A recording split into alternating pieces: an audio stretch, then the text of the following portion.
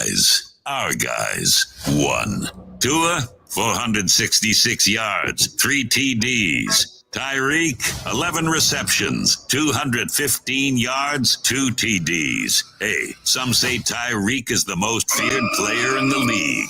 Good to hear. But today, it's another tough one, and the Finns will have to prove it again as we're on to New England. The Dolphins are in Foxborough to face the Patriots, where anything can and usually does happen. We're looking for a tough game, and, it's always tough to go on the road against a team like that. It's against a Bill Belichick coach team, so, you never know what to expect. Coach McDaniel knows it won't be easy. That's cool, that's well-earned, but that means nothing for the Patriots. Literally.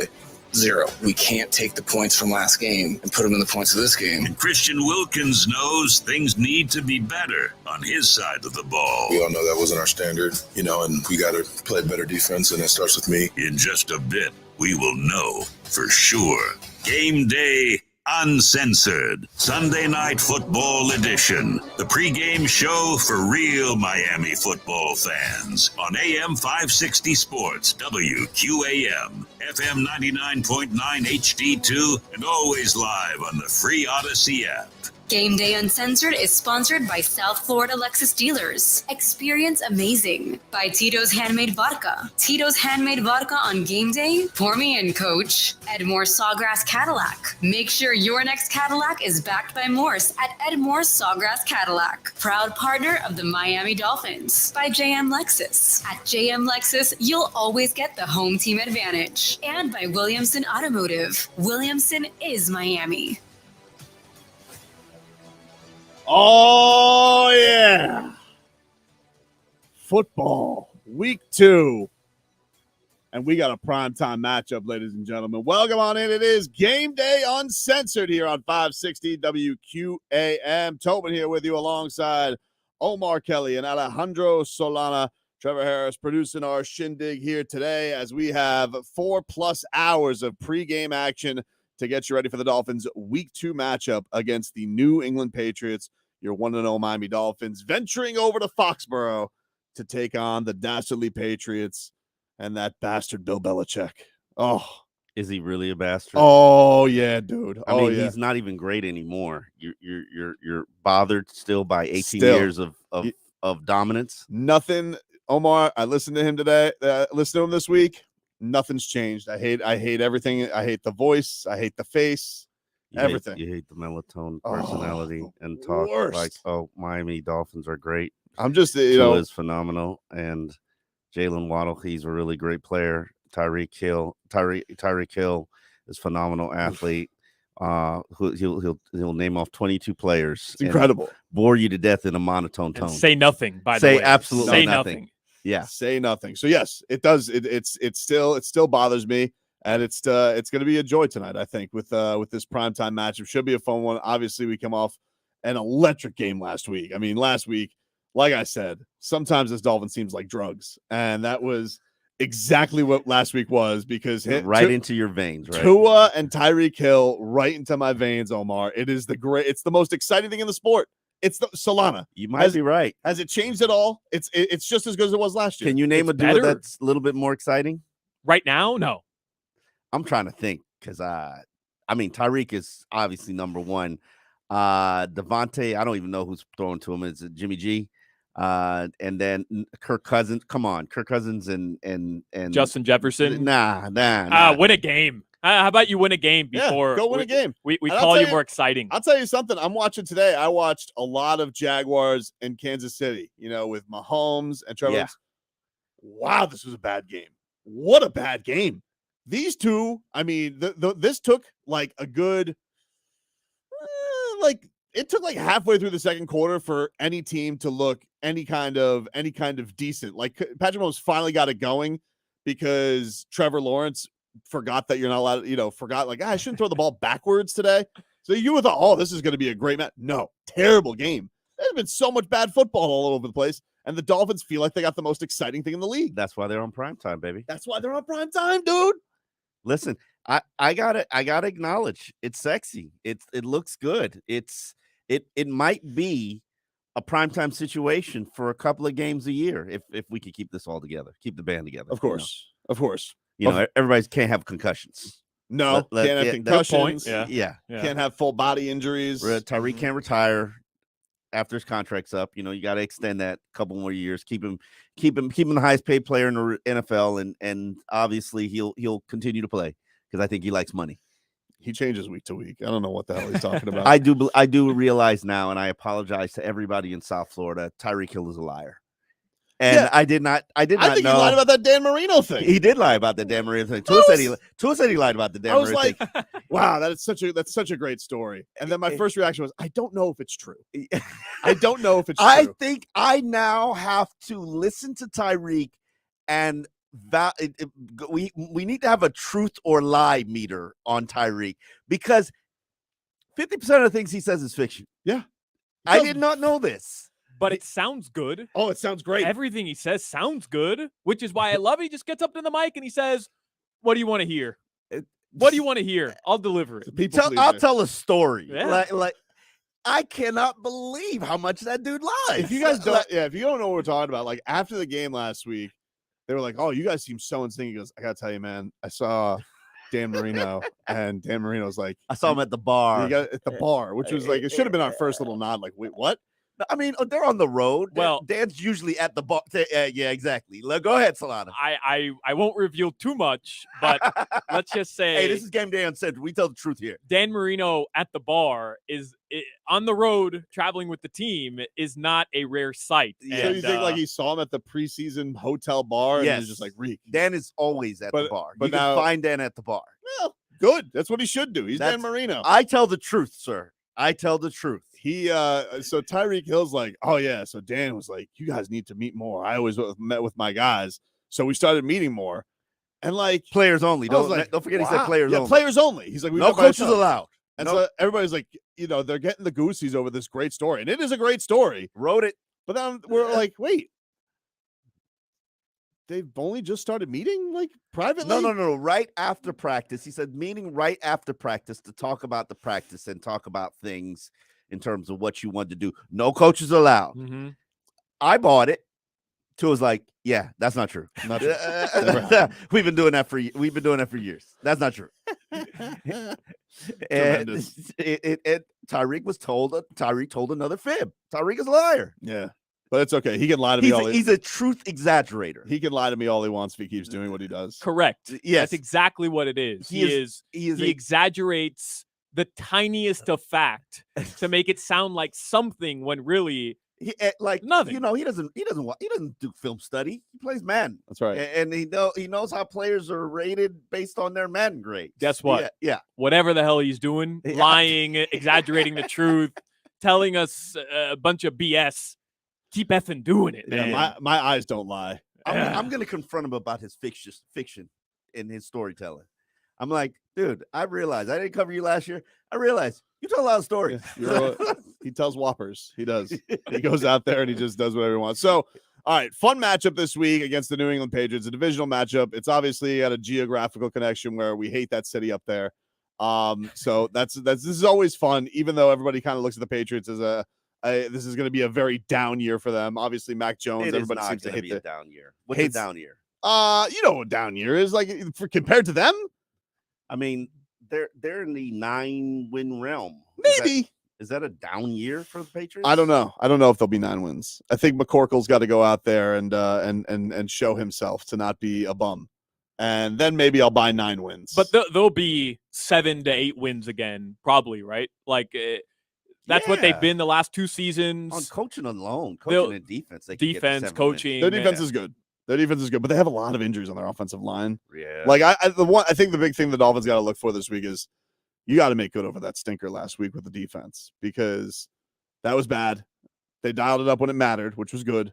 But for the most part, that was not what I was expecting for Fangs' first performance as defensive coordinator. No, he gave it up. Yeah. Gave it up wide open. Just let him in. It was a rough watch, man. It was a rough watch. 200 plus yards on the ground is not how you want to start off. 233. Yeah, thank you, Omar. NFL high 233. It's not how you want to start off your week one with the highest paid defensive coordinator and all that money that you've put into the defensive line. Definitely not the way you wanted to start off. They haven't put that much money in the defensive line. Not yet. Not yet. They will. They will. Not yet. But in their defense, in his defense, Vic Fangio said, my defense last week was built to stop Mike Williams. Yeah. And last I checked, Mike Williams did not have a great game. And yeah, would they like to have been better against run? Absolutely. But this week, clearly your defensive game plan is to stop the run. Stop the run. Yeah, no doubt. Now, if you default and do not stop the run, now we got a problem. Now, if that's your game plan and this team wants to run the football and you do not stop the run, okay, now we got an issue. I know we're going to get into it a little bit in more detail later, but as far as just quickly what the Patriots are going to attempt to do today, I mean, you make it very simple, right? You said it there. Dolphins have to stop the run today, but Patriots are going to do everything they can to dominate possession today and keep Tua from having opportunities, keep Tua from literally having the ball in his hands by keeping him on the sideline. When we had a quarterback that teams say, man, we got to keep that ball out of his hand. Good luck. He gets rid of it so fast. He had the Chargers flustered after that game yesterday. Because, like, even Brandon Staley afterwards, he goes, why couldn't you guys get to him? He gets to the ball so fast. So fast. And it's true. Like, he had a hell of a performance. I mean, like, there's a reason why now he's tied for the odds leader in MVP voting. Yeah. And one of the big reasons is because he's taking jujitsu, dude. And a foremost expert on Tua's off-season regimen is going to join us. I'm very excited about this. We'll bring that to you guys coming up. Game Day Uncensored rolls on up until kickoff on Sunday Night Football. We also have the 1 o'clock slate starting to roll in. We'll give you those finals from around the league. Back with more after this. WQAM broadcasting live from the Ed Moore Sawgrass Auto Mall Studios. Shop massive savings on a massive Chevy inventory, all backed by Morse at Ed Moore Sawgrass Chevrolet. Visit EdMooreSawgrassChevrolet.com. Chevy, find new roads. If a hurricane hits our area this season, keep it here on AM 560 Sports WQAM for up-to-the-minute storm coverage with our partners CBS4. Keep safe. Hurricane coverage on WQAM. Brought to you from your South Florida Ford dealers. Hey, business owners, are you feeling the pressures of growing your business? It's tough to maintain momentum and still keep employees engaged. Well, Insperity brings over 35 years of HR experience to help you with hiring, training, HR administration, and compliance while giving your employees competitive benefit options. Your people can thrive, your business can adapt and prosper. With Insperity, nothing seems impossible. Scalable HR.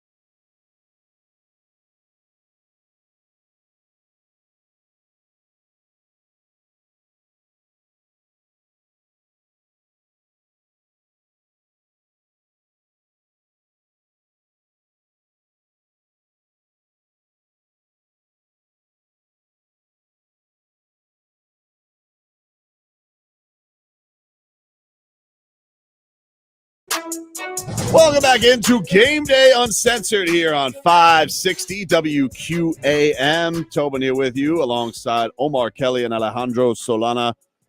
We are expected to talk to Gilbert Burns. UFC star is going to hop on here. Monster Dolphins fan. Loves the Miami Dolphins. Loves his Dolphins. And is also a jiu-jitsu world champion. So could be the foremost expert on all things Tua learning jiu-jitsu. We will have Gilbert hop on here any second. But we do have 4 o'clock, a lot of 1 o'clock window games closing out here, guys. The big one, divisionally, the Bills got right today. They beat the holy hell out of the Raiders. I mean, 38-10. Had to figure that they were going to bounce back in a big way after that just embarrassing performance on Monday Night Football against the Jets, where they lose, they cough it up 4 times. So not a surprise they go out there and take care of business today against the Raiders. That was oof. AFC looks totally different now, right? AFC East, I should say, because we knew the Bills were the favorites going in, but everybody had Aaron Rodgers and the Jets ahead of the Dolphins. A lot of people, I know Tua is now tied with Mahomes for favorite to win the MVP after 1 week, but after that performance from Josh Allen, I feel like people are starting to notice what we've known down here for a long time, Tobin, which is dude's a turnover machine and hasn't won the big game yet in the playoffs. So there's no reason to expect he's the next one to win the Super Bowl ring. A lot of people catapulted the Miami Dolphins and Tua Tagovailoa to go win that division. It's possible. I think there's a chance if you continue to play as poised, clutch football. Tua continues to ascend to elite status and everybody stays healthy. I think you got to establish a run game, but I still wouldn't name them the front runner. I know Aaron Rodgers is down and out. I never really felt like the Jets were absolutely the must. I would have never put the Jets ahead of Miami. That's just me personally. I think this Dolphins team's got way too much talent. I'm not necessarily certain I'm sold on the Jets' weaponry. But, yeah, I've always felt like the 3-time AFC East champion should remain at the top until they've been dethroned. But a lot of the questions we had about them, right, were kind of answered on Monday Night Football. I know they had a big win today. It's one game. I get that. But all the stuff about Stephon Diggs, Josh Allen, dude turned it over 4 times. They were shut out. It was a rotten performance from him. It really was. But look, as much as I make fun of them, I didn't think they were going to lose at home to the Raiders. Like, you got to have some respect. I mean, you can't go, you can't. I mean, if you lose to the Raiders at home, then I don't know. They're going to have some serious discussions there, but they end up falling apart. We are expected, I've just touched base with Gilbert. He should hop on here any second. By the way, the Ravens, they got the best of the Bengals today. So the Bengals fall to 0-2. Ravens go to 2-0, 27-24. Hold on, wait. Bengals 0-2 too? Yep. All right. Yep. You have that. Ravens are respectable, so it's not like it's a bad loss. Yeah. There's our guy right there. This man right here. Omar, you wanted an expert in jiu-jitsu. I got you maybe the best there is. This man is a UFC star and just an absolute gentleman. He loves his Miami Dolphins right down here in South Florida. He's actually across the pond right now. Gilbert Burns joining us there. Gilbert, what's going on, my friend? How are you? I'm good, bro. I'm good. I'm here in Liverpool. What is that? Why? Are you ever home? I feel like you've been on all corners of the earth lately. Bro, I've been everywhere. I just came back from Australia. Then I was in Singapore. Before Singapore, I was in Fort Myers, Boston. That was Boston, Singapore, Fort Myers, Australia, and Liverpool back to back. Those are my weekends. Before we get into some football, Gilbert, how are you doing physically? I know you're coming back on the mend from injury. How is that recovery going? Are you feeling better? Feeling way better, feeling good. I'm 4 weeks to get 100% clear to be back in training. I'm already training, but not 100%. No, I'm not sparring yet. I'm doing a lot more technique, but lifting already, still doing a lot of PT on my shoulder. But cannot wait 4 more weeks and I'll be 100% back. Can't wait to see you in action, man. Now, listen, Dolphins, very exciting start to the season, Gilbert. But one of the big storylines this offseason was Tua Tagovailoa because he wanted to prevent concussions. He was taking jiu-jitsu. And we even saw in the preseason a couple of these like little rolls that he did in the to avoid the head contact and all that. When you heard this news that Tua was gonna go into jiu-jitsu and take it once a week, how did you feel like that move was gonna go for him? And did you feel like it's a pretty good idea for a football player? At the beginning, I was just like, I don't know. But I think it kind of helped, to be honest. I remember when I was start doing jiu-jitsu in my city back in Rio de Janeiro, those guys, they had accident with motorcycles, and they didn't get hurt at all. The guy fall going speeding up with a motorcycle. They fall out of the motorcycle, and those guys do just the front rows, the jiu-jitsu rows, and they get no scratch or anything. For sure, if you change that for football, is a little bit different, especially in the wrestling. In jiu-jitsu is different because sometimes you don't see you getting tackled. Sometimes those guys come too fast, and sometimes those guys are big. Sometimes those guys are. You don't want to get sacked from one of these guys, but whenever it happens, I think you should know how to fall. How to don't get injury yourself and. Yeah, I hope it works. I hope he's doing good, man. The guy show up on the last game. He did an amazing game, and I hope he keep doing jiu-jitsu and whatever thing that he's doing, keep doing because it's working. I like it. Now, Gilbert, when you start jujitsu training, from what I understand, is the first component of it is to teach you how to fall. What is the art of falling? You gotta understand, how to fall because even me before I start doing jiu-jitsu, when I fall, I broke one of my arms just falling. And then whenever you fall, you learn how to fall so you don't break anything, you don't get injured, you don't land on your elbow, you don't land on your hands. So it's easier to fall and don't get hurt. So yeah, that's the first thing. First class, you step into a jiu-jitsu mat. First thing that they're gonna show you is how to fall. So whenever you really start training, you don't get injured falling. So if those guys, anyone that don't know, that doesn't know, I think the jiu-jitsu is gonna be a big part. I think it teaches you, bro. Especially freaking football. You might get tackled from two guys, from three guys. If you don't know how to fall, you're gonna get injury, end up in a concussion. Sometimes it's a knee injury, hip injury, and that can help you to avoid those injuries. What about his muscle use in him preparing for during the offseason for the NFL? He's probably squatting a lot, he's doing a lot of gym work as well, and then once they're in the season, kind of just using his shoulder muscles, throwing the football a lot. But I imagine jiu-jitsu, you're using muscles or muscle groups that he's probably not using throughout the season, which could also help him prevent further injury and some of those weird hits that he's taking. 100%. I think it's not gonna hurt. I think it's just gonna help, and you're learning how to fall too. Sometimes, too, whenever you fall and those guys are landing on you, you have a lot of technique that can help you so you don't get all the guys' weight on top of you. Instead of me falling and the guy completely falling on top of me, as I'm falling, I'm already kind of sliding my knee in. So whenever I land, this guy landing on my knee, he don't land full on top of me, if that makes sense. So all those little things will help you to don't get injury, and I think it's just beneficial. I think on the beginning I didn't like the idea so much, but then when I went to Brazil, talked to my coach a little bit, and said, "Why it doesn't help?" I said, "Yeah, it helps." I think it's just beneficial for these guys. Well, look, whatever it is, man. Like I think the one thing is it can't hurt, and I think that the benefits there. But we know Gilbert, you're a monster. Your kids love Tyreek Hill. I mean, like that's last week. How excited were you? Like when you got, I don't know if you got a chance to watch it together with them, but like when you're talking to them about the game, how much do they love what happened last week? Because Cheetah went off. Man, I love it. I love it. He did great. The kids did great. I like how Mostert did a good game too. I like those three guys. They showed up. Haheem Mostert show up, Tua show up, and Tyreek Hill show up. So yeah, I think if we keep those guys showing up, that's all we need. And my kids were crazy.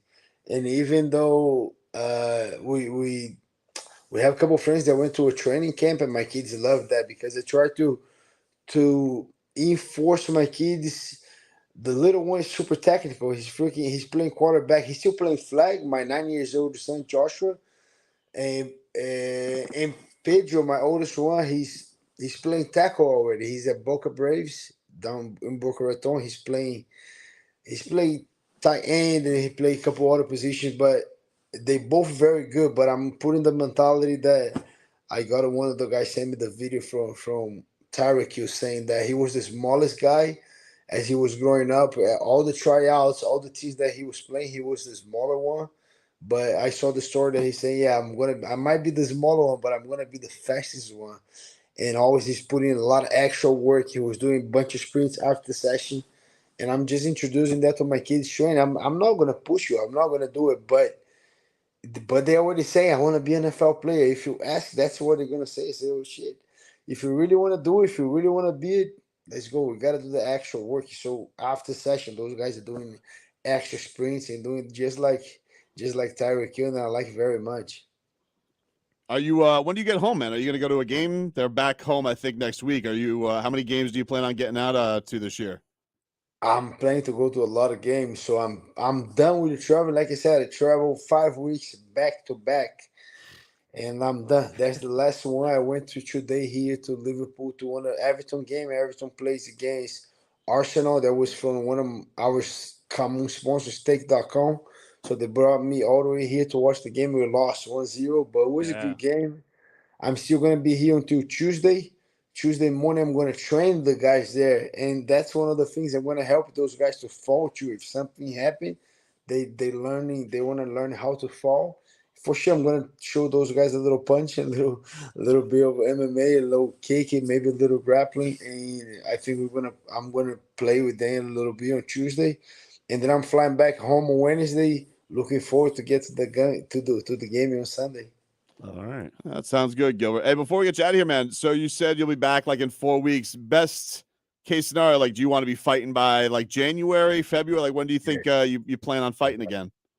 Exactly. February, I think it'd be great, because I've been training, but not real training, not like Yeah. 100% there. So I gotta be there first. The first month, I gotta get comfortable again. Gotta get used to my shoulder, get into weird movements, make sure the body's strong, get in shape.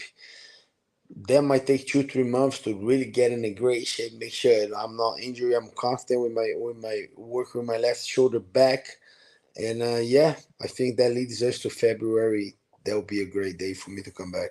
Sounds good, buddy. Hey, safe travels. Thanks for making time for us, man. And Always. enjoy the game tonight. Hope you get to watch it out there. Always, for sure. I'm gonna watch. All right, there you go. Gilbert Burns, UFC star, one of the best on the planet, and love having that guy. Just an absolute gentleman of a man. We'll take a break here on Game Day Uncensored. Dolphins injury questions going to this. Armstead back practicing, but Jalen Phillips popping up on the injury report. How nervous should we be about that? We'll get into that. Game Day Uncensored rolls on after this. You're listening to the exclusive home of Miami Hurricane.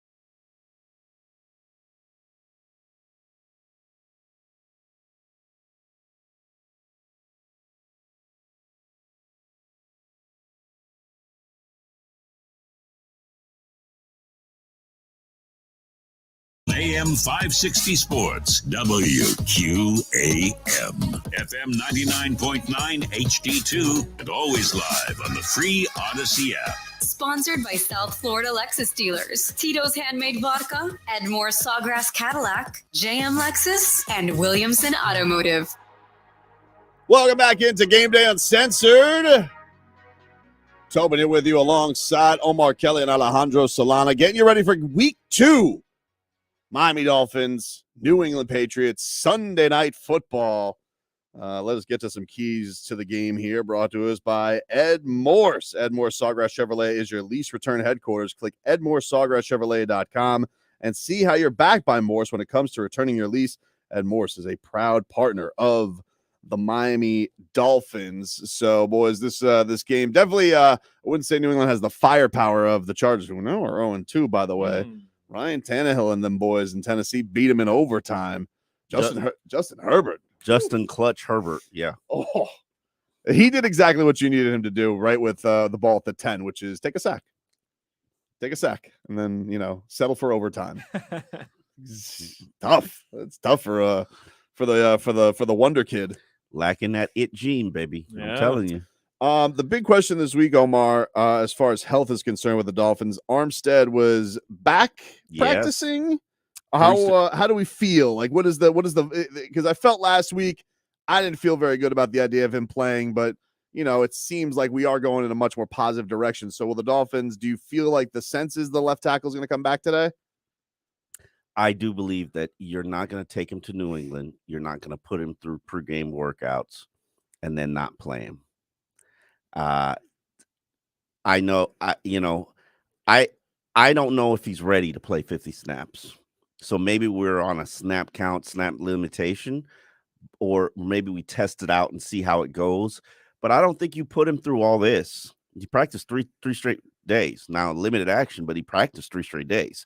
He'd never done that last season from outside of the first week of the season before he got hurt with the foot injury. So I think that he's going to play today. Now, I could be completely wrong because Coach McDaniel said that this is something that's going to go based on a feel. If I feel like he's ready to go and is not going to play and compromise his technique, trying to compensate for the ankle injury or the back injury or the knee injury. And there's a lot of injuries. Yeah. If I feel he's not going to compensate for it, then I'll let him go. But if it were me, I would probably play him. And here's my reasoning why. You don't go through all this to not play him. So do you think it's, and I think one of the bigger surprises from week 1, other than Tua to Tyreek and how the offense, especially the offensive passing game, was kind of just clicking on all cylinders for the most part. I think one of the bigger surprises was without Teron Armstead, Tua didn't seem to get touched, really. Yeah. You were talking this camp about that offensive line. They look good, man. Yeah. Kendall Lamb looked good. Austin Jackson. I mean, between those two pass rushers, who, by the way, got 5 sacks on Tannehill today. So, I mean, to goose egg him, that's very impressive. Do you think it's a sense of Teron even practicing 3 straight days? You just mentioned we never saw that. You think it's a sense of Teron saying, wow, they look pretty okay without me. Like, I got to get back out there to prove that I am still not only the leader on this offensive line, but still one of the more important players on the team. Nobody thinks he's not one of the top 3 most important players on the team. Right, but I mean, when the offensive line looks that good against that type of pass rush without him. How long have I been telling you guys Isaiah Wynn? That dude is legit. Yeah. That dude is pretty good. I think he in any past year, he'd be a starter here. Austin Jackson, man, somebody's mojoed his mind, man. This is a psychological. I sent out a tweet on Twitter. I had video of it where I caught an example. This is a different Austin Jackson. Let me explain. The confidence that he has now, I've never seen before. Like, he knows he's good. He knows he's like, hey, Solana, I know what you said about me. Hey, I know what you said about me. That was mostly Eichenberg, Austin. Yeah. I know everything you said about me, and I'm going to prove you wrong. And then he's performed like that. The body is different. And this week, last week, he was talking about the running game, and he was like, I hope that we do that. And then he stopped himself. And he said, no, I know that we will do this. I like it. We will. And I was just like, man, somebody's mojoed your mind and made you start to recalibrate how you think. And I really like it. I really see a different player. Just the mentality and the mindset. Like you can see sometimes players, you're talking to them and they've got this deer in a headlight look to them. Like Liam has it right now, where it's like he's scared of his own shadow. Like you can't trust that player. Now, Austin had it previously when he was struggling and when he was moved from left tackle to left guard, and then he was moved to the right side, and he was a little bit unsettled, and then coming back from the foot injury. Right now, no doubt. That's awesome. He's like, no doubt. That money, that fifth-year option, you're going to regret it. They are going to regret it. I mean, like, if he keeps playing, now, I kind of understand it. Yeah, I get it. I don't think especially, we have so many questions about fifth-year options all over the place. They ended up trading Noah. He was hurt last year. So what could you go off that said he was willing of it? But to his point, like, look, if he has that one good year, dude's going to get paid because offensive linemen in this league. Whew. Yeah, no, I don't know. I mean, you still got to pay Robert Hunt. You still got to pay Connor Williams. So listen, we might be looking at the second coming of the unicorns, and it seems to be if you don't know what I'm referring to, the unicorns is the 2016 offensive line that helped J.H.I. become a Pro Bowler. And J.H.I. was nice, but it was really the offensive line, and they were pummeling people and opening up holes. And I really do believe that the potential to be a better run blocking team is there.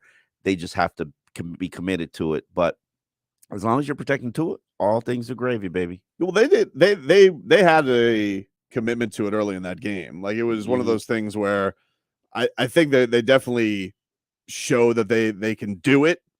But as I said this last week, it's tough not to play with those toys. I'm sorry, it just is. Like when you have those guys, and especially where you want to drive the Ferrari, especially when the Ferrari is going over the side and goes, hey, meet me. I see something. Can you give me the ball, please? And what are you supposed to do? You're supposed to ignore the cheetah when he says he sees something?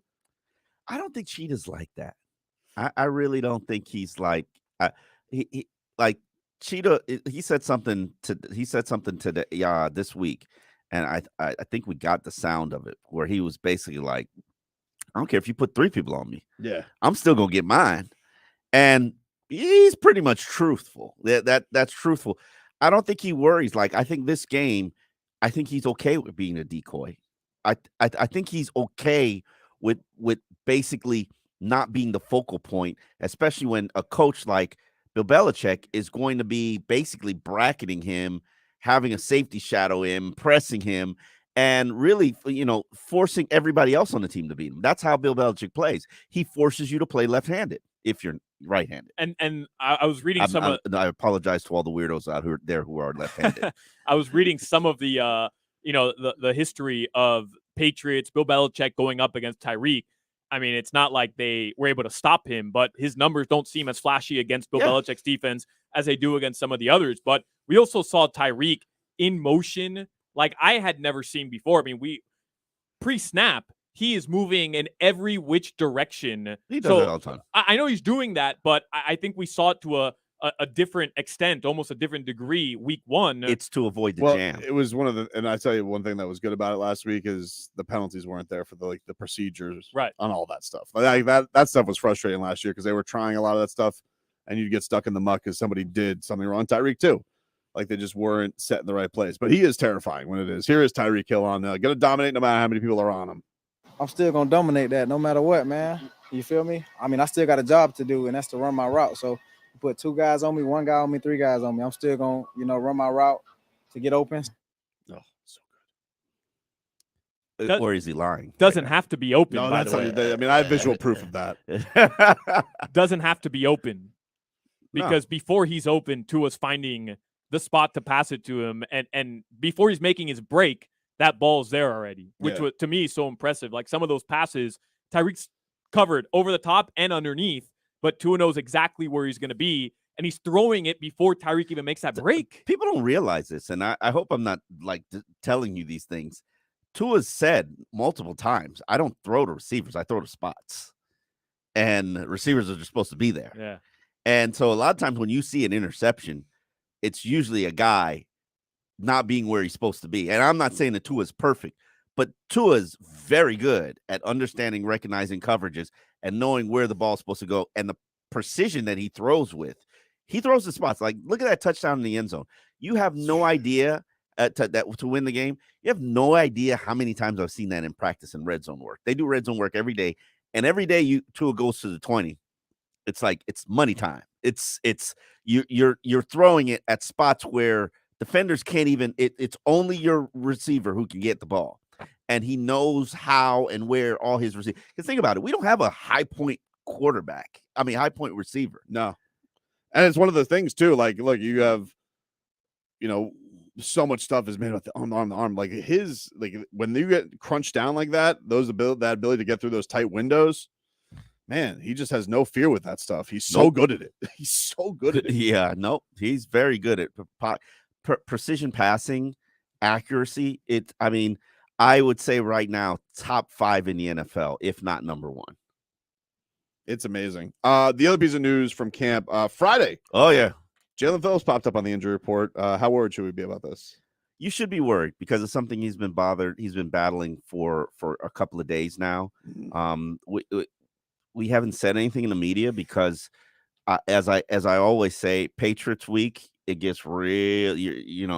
The pooper, it gets real tight. It gets real tight because Belichick takes every little thing and it becomes part of the game plan. So if he knew during the week that Jalen Phillips was battling a back injury, we didn't know how serious it was until he could not practice on the Friday and literally had to leave the field.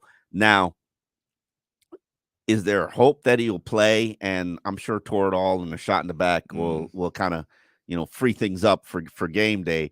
The question is, what kind of effect will that have for the rest of the season? So if I know Mike McDaniel, this is a game where even if Jalen Phillips plays, he's going to be on a snap count because you cannot chance losing Jalen Phillips for the rest of the season.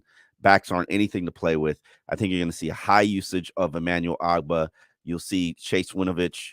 You see Cameron Good, who is activated. Those are 2 guys activated. They're activated mainly for special teams work, but Emmanuel Ogbah is going to get an opportunity to show that he can be an edge guy in this defense. There were a lot of questions surrounding Ogbah, right? Like, we even talked about the Dolphins potentially looking to trade him. Yeah. Not because he's not skilled enough, but mostly because he just didn't fit scheme-wise. He doesn't fit the scheme. But he did play a lot more snaps than I expected him to. About week 15, 1. Yeah.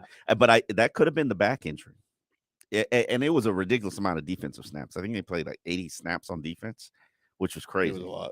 And so I don't know what to expect from Ogbah. I can tell you I don't like him standing up. It's just not something that I like. I think he can help you with his hand in the ground. I don't think can you imagine Ogbah dropping back and covering a tight end? No. Like, does that look good to you? No. Ogbah covering Mike Gesicki. Are you feeling comfortable now? That's a dicey proposition. By the way, we're through 5 quarters of the NFL season. Giants down 14-0. Still haven't scored a point. To the Cardinals, by the way. To the Cardinals, yes. It's not the Cowboys. They're down 14-0. Just want to give everybody that update right now. Hey, man, I thought the Cardinals were playing for Caleb Williams. I know. They're screwing it up. Everybody was making fun of their poor coach because he was sounded so weird. And the Jets, by the way, down 7-0 on the Cowboys right now. Just under a minute left there in the first game. What are they doing? What are the Jets doing? Because you can't be seriously sticking with this quarterback. I don't know. Like, I saw Micah Parsons basically floss with him already in this game. Like, it was, I don't know. But I'm not worried about the Jets, but you about to start reconsidering what some of these decisions you're making. Well, with all the things in the AFC lined up the way they do, Mike McDaniel talked this week about trying to avoid his team feeling a little bit fat and sassy on where they stand. We'll get into that. Gameday Uncensored rolls on after this. You're listening to the exclusive home of Miami Hurricanes football, AM 560 Sports, WQA.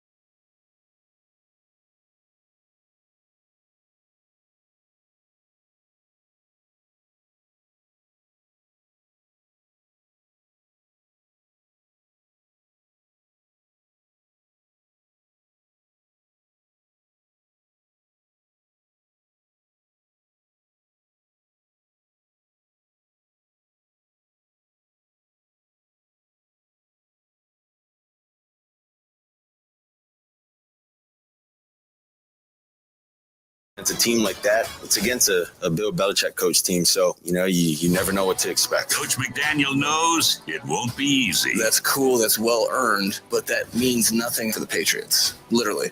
Zero. We can't take the points from last game and put them in the points of this game. And Christian Wilkins knows things need to be better on his side of the ball. We all know that wasn't our standard, and we got to play better defense, and that starts with me. In just a bit, we will know for sure.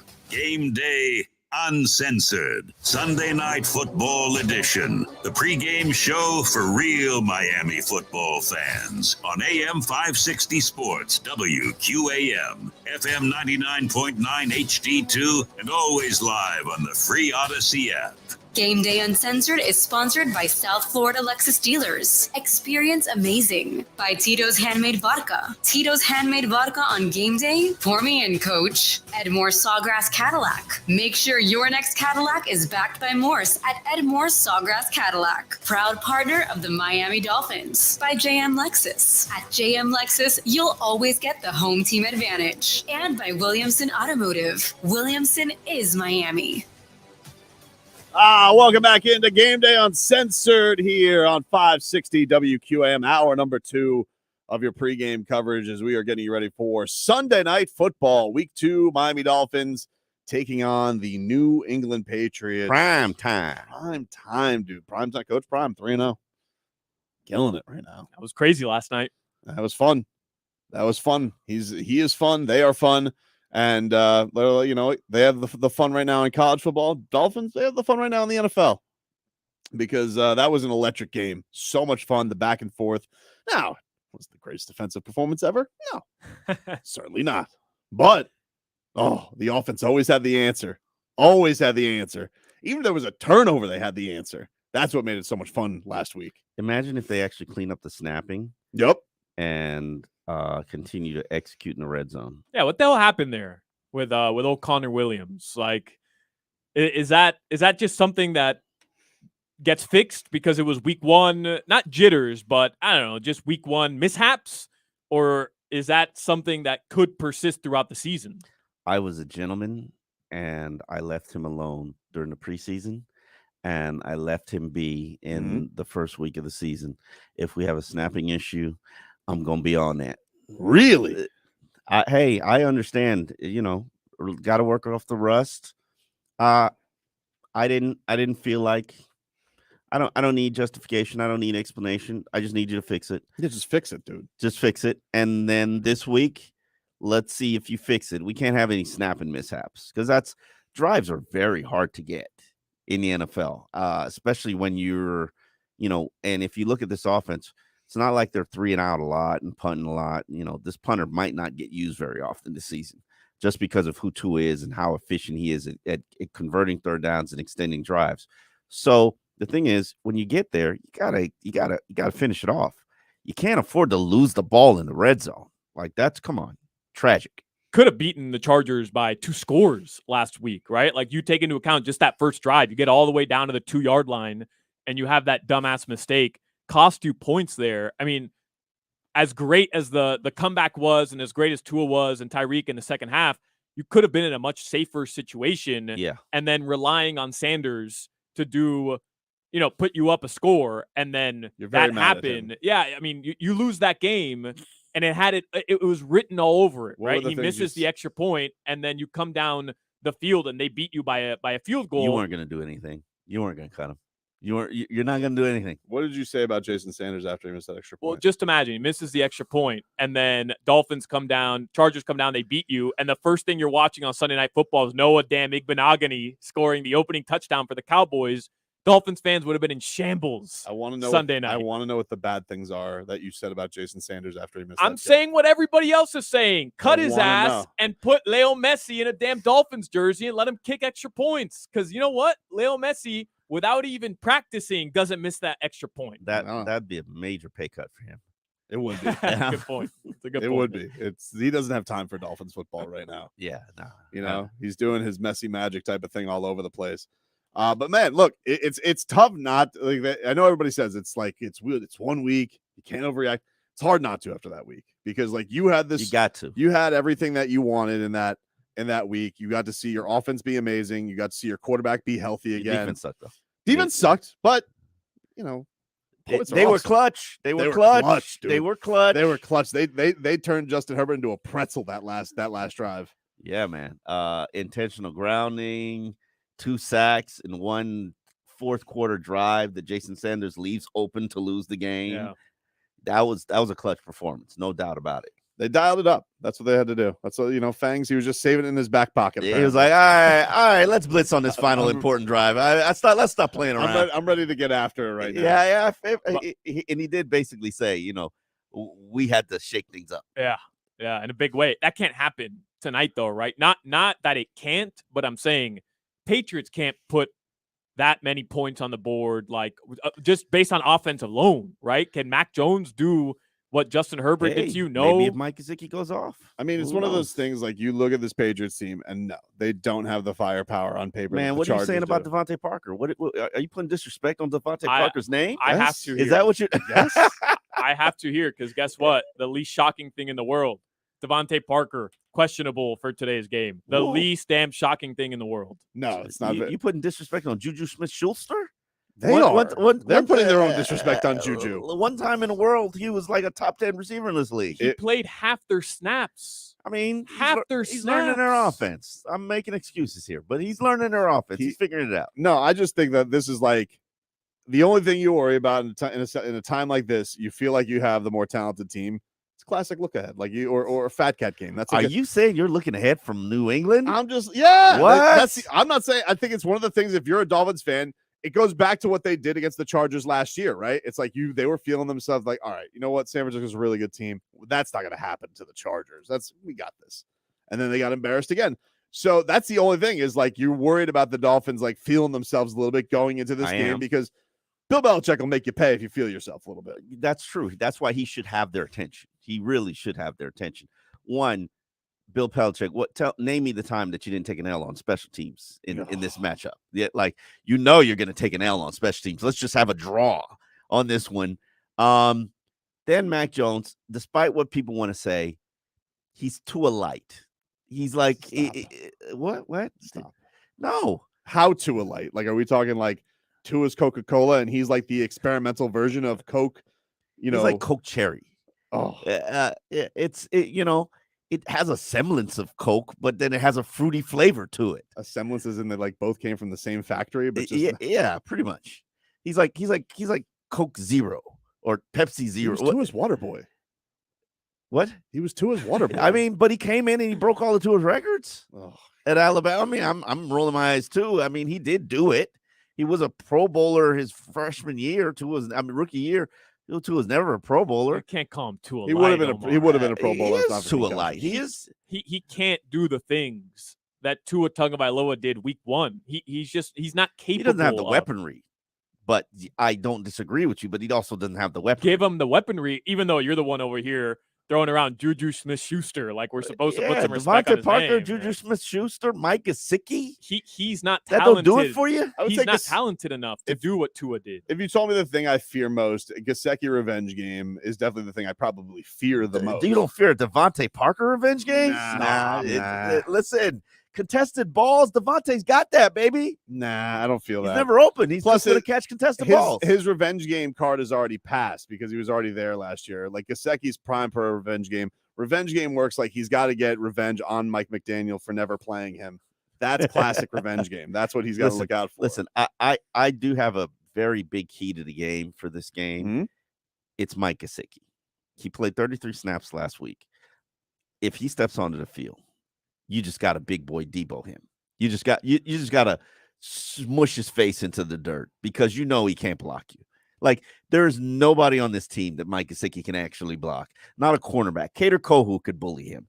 Like, if he's on the field, if I'm Vic Fangio, I'm just blitzing. Wherever he's at, if he's on the line, I'm just blitzing. I'm coming because he can't stop me. When you saw Kader Kohu body slam Justin Herbert, like, that made me feel good things. That was so good last week. Justin Herbert's a big boy too. That entire series, though, by the way, because the first play, he's able to break up the screen. The second play, he's able to push Herbert out of bounds prior to getting a first down. And then the third play, he sacks him, forces that punt from their own end zone, basically. And guess what happens on the very next play? Dolphins, Tua to Tyreek, first play touchdown. Like, Kader Kohu maybe didn't have the best overall game, but that series itself was phenomenal. Let me tell you something. I'm going to tell you a little secret here, okay? Tell us. All right. When the Dolphins are at the 40-yard line, when they get the ball and they're at the 40-yard line going in, expect the bomb. It's tradition. Like, they will go for the jugular. Tua's at the 40, he's throwing to the end zone. It's just expected, because that's his bread and butter right there. It's so money. I just got an update because I just saw this on Red Zone, just because it's hilarious. Daniel Jones just threw a pick. No way. He threw a pick. They're down 17-0 to the Cardinals. 17-0 to the Cardinals? There's 3 minutes left in the first half. Oh. Daniel Jones today, 6 of 12, 43 yards in a pick. Wow. Dayball in the hot seat already? Week 2? Nah, Dayball's a dude. Did he win Coach of the Year? I think he did win Coach of the Year. Yeah, I'm a big Dayball fan. I'm not gonna be disrespectful to Dayball. I don't think Giants fans are with you right now. He might be a coach, might not be a miracle worker though. Yeah, I mean he did turn around Daniel Jones's career, helped him get a big $40 million deal. I don't think Daniel Jones is paying him back right now. No, you're correct. This is not going well. All right, we'll take a quick break here on Game Day Uncensored. Back with more for this. Listen to Messi and Inter Miami games here. The whistle sounds. Messi approaches. He goes for it. And he scores! Lionel Messi on his debut has produced a moment of magic everyone came to see. Presented by Celsius Essential Energy Drinks, the official energy drink of Inter Miami CF. Pass to Celsius. Celsius, still Celsius. Goal! Celsius Essential Energy Drinks, the official energy drink of Inter Miami CF. This is the audio home of Inter Miami. AM 560 Sports WQAM, FM 99.9 HD2, and always live on the free Odyssey app. WQAM, broadcasting live from the Ed Moore Sawgrass Auto Mall Studios. Shop massive savings on a massive Chevy inventory, all backed by Morse at Ed Moore Sawgrass Chevrolet. Visit EdMooreSawgrassChevrolet.com. Chevy, find new roads. This season, your number one team for the best in luxury is JM Lexus, where there's never a dealer fee, saving you more. There's one upfront price, always the best price. We have an A+ rating for the Better Business Bureau, a 4.8 Google rating with over 16,000 reviews, and been named the Lexus Dealer of the Year in Florida by DealerRater. Let the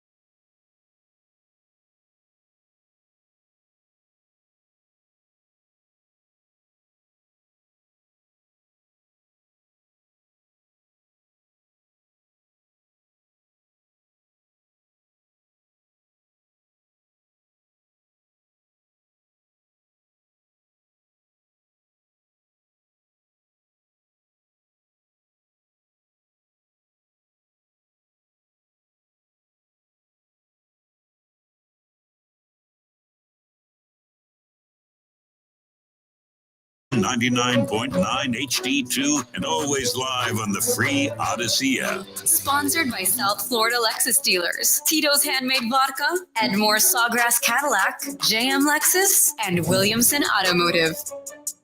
Welcome back into Game Day Uncensored here, 560 WQAM, Miami Dolphins.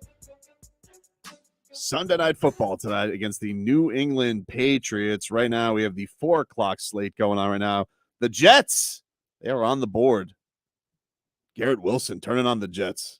No pun intended. And I'm watching the TV. He's arguing now with Wilson. I'm like, what are they arguing about? You just scored a touchdown. Well, listen, it's going to take a lot for them to like Zach Wilson. It is. It's going to take a lot. I was wondering if Chris Guerra is going to give the Jets CM a call and be like, yo, you interested in Mike White again? Holler at me. Second round pick. Try and fleece him, dude. I think a fourth will do it. The Cardinals right now are up 20-0 on the Giants. Rams and 49ers are tied at 10. The Broncos are smoking the Commanders 21-3. Next week's opponent, baby. Those are your late games. Bills, they blew out the Raiders today 38-10. Ravens won 27-24 over the Bengals. Seahawks, they won in overtime of the Lions 37-31. The Titans beat the Chargers 27-24 in overtime. And then the Buccaneers 2-0. Baker Mayfield. They beat the Bears 27-17. You gonna put some respect on Baker's name now. Baker Mayfield, dude. Baker's a good quarterback, bro. Is he good or this week, Justin Fields, I don't know what the hell is going on there. Like the Bears look what's dreadful. going on there is people who thought Justin Fields was a good quarterback, which I was never one of them. I don't know what you people have been looking at. He can run the ball, but that's about it. Yeah, he's very electric. But passing needs something to be desired there. Falcons also 2-0, by the way. They beat the Packers today 25-24. And then the Colts, they beat the Texans 31-20. Anthony Richardson leaving that game with a concussion. And the Chiefs got the best of the Jaguars today, so they even up their record at 1-1. They beat them 17-9. The Dolphins, Omar, this was an interesting thing from Mike McDaniel this week. So the Dolphins right now are the current betting favorite to win the AFC East. The Bills did win, but they look terrible on Monday Night Football. We've talked about Aaron Rodgers and his injury ad nauseum this week. And then nobody really believed the Patriots. They were the long shot anyway. But this is a man who I don't think wants his team to get he doesn't want them to get fat cat syndrome. He doesn't want them to sit out there like Garfield. Don't look at me like that, Trevor. It means like you buy into a fat cat. Fat cat's lazy. You rest, you live on your couch, you hate Mondays, and you eat lasagna. You don't want that syndrome. So here was Mike McDaniel on his team not buying into the hype. It's an interesting point. Last year, I definitely felt the urge to. I think we've spent so much time. I try to get proactive with it and tell people as much as I can what will happen, so that when it happens, you don't look into it too much. I think I haven't felt that need with this team, just because I honestly feel like they understand a one-win team is not a very good team. There's a lot more. You have to win a lot of games, and that's hard in the NFL. So I do think last year was a big help in that, being able to experience what happens when you have any sort of win streak, and how people are making. There's just so much conversation about things that are impossible to predict, because one player changes the complexion of every team. There you go. Mike McDaniel. Spit it out, Mike. Spit it out. God, dog. He's got a lot of words. He has a lot of words. I sit there and I'm just like, bro, spit it out. Every answer is like 2 minutes and 30 seconds. Spit it out.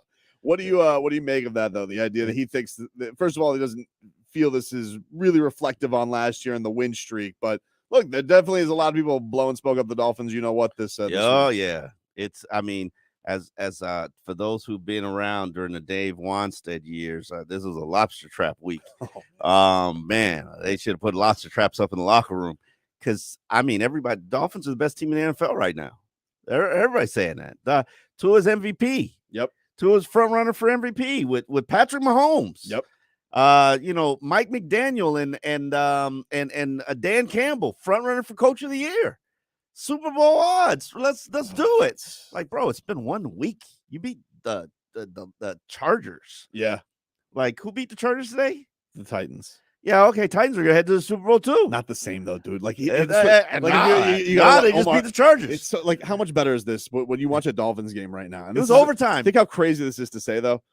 It's the most entertaining football in the league. Maybe they're not the best team, but it's the most entertaining, and people love it. They're gonna be on SportsCenter all the time, because it's nothing but bombs. And then when Tua gets hurt and injured, all they're gonna do is say, "Look at this team. We knew they were frauds. Look at this." If he gets hurt, that's true. He's got jiu-jitsu now. If he gets hurt, but Omar, I mean, think about it from this perspective: the Dolphins.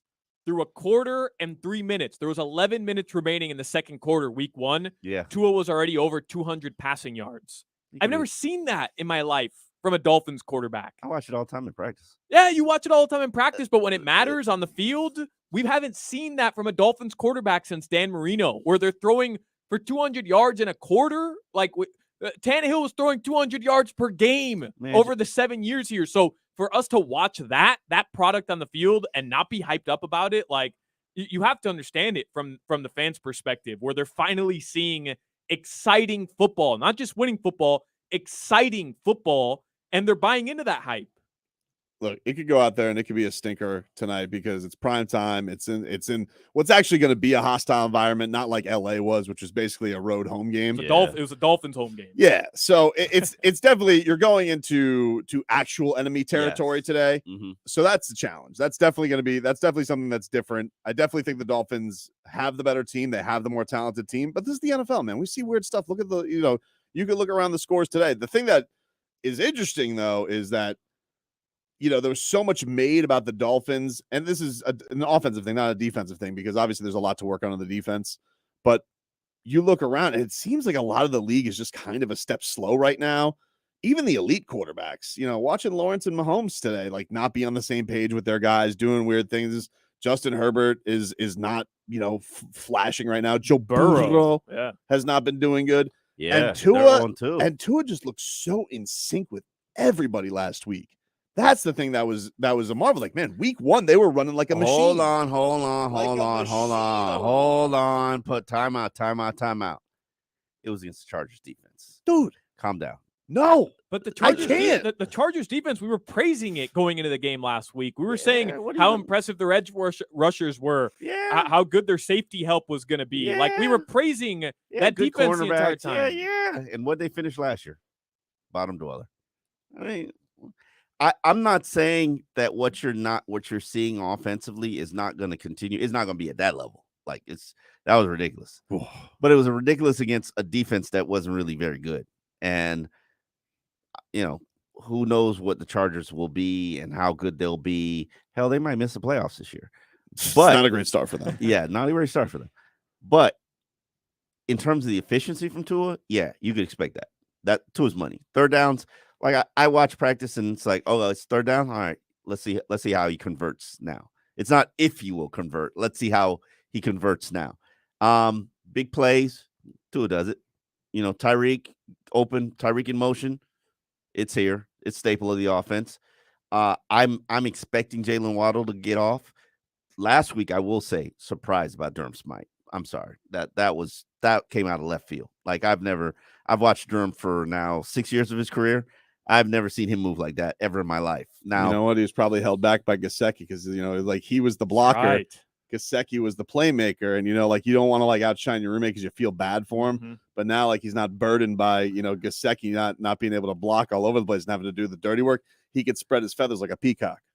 I mean, what are you supposed to do Durham now? Smythe's peacocking right now. He's peacocking. He is. Durham Smythe's 12-yard outs, those are peacock plays for Durham Smythe. Bro, listen, I'm not huge into gambling, but, like, I'm starting to do it now for the All Dolphins podcast, which I do. Attaboy. We're talking about pot betting and prop bets. Yes. At early Thursday, they said Durham Smythe 15 yards. I was like, what 15 yards? Where can I put money on this right now? Like, I need to put money. Like 50. You think Durham Smythe's only going to have 15 yards in this game? Are you kidding me? Everybody's going to be covered in this game except for Durham Smythe. It's my question. Like, what do defenses do now? You got to cover Tyreek and Waddle. We know that, right? Oh, absolutely. Okay, yes. Braxton Berrios and River Craycraft, pretty good too. Raheem Mostert out of the backfield, pretty good too. Yes. And now you got to worry about Durham Smythe. Don't running forget about that Alec post Ingold. corner. Don't forget about Alec Ingold. Alec Oh, Ingold my as well. goodness gracious. Braxton Bears had 2 money catches last week. I mean, that was the third and long. I think it was like 3rd and 13. Tua rolling out, hitting them just right before the I'm watching sideline. a Justin Herbert commercial. This guy's doing Subway Unbelievable, commercial. right? Not Where's one Tua commercial. Where's Tua's commercials? Say it, dude. Like Justin Herbert's over here doing commercials for Subway. Hey, like, where is Tua's commercial? God darn it! Hey guys, if you this is my take a sack at the most inappropriate time sub. I'm Justin Herbert for Subway. Yeah, I'm telling you, the Braxton Berrios, I love having him. I love having him here. It's a delight. It's a delight. And then River Craycraft's good for a touchdown a game. You know? No, he's not. Come on. Touchdown a game, Omar. He pops up like a prairie dog out of nowhere. Whoa, whoa, oh, River Craycraft. There he is with another touchdown. First Tua touchdown pass of the season. Who to go to? River Craycraft. Wait, that's a great trivia question. Like, River Craycraft. Listen, I gotta put respect on River Craycraft's name. I didn't even have him on the 53, and here this guy is. He's Tyreek Hill's #1 pick for the wide receiver draft, and and he's out here scoring touchdowns. We'll take a quick break. When we come back, Tua, like all these people who are sitting here down him, he's letting you know he's not here for it anymore. We'll get to that coming up. Game Day Uncensored rolls on after this. Hey, want to see the ugly mugs that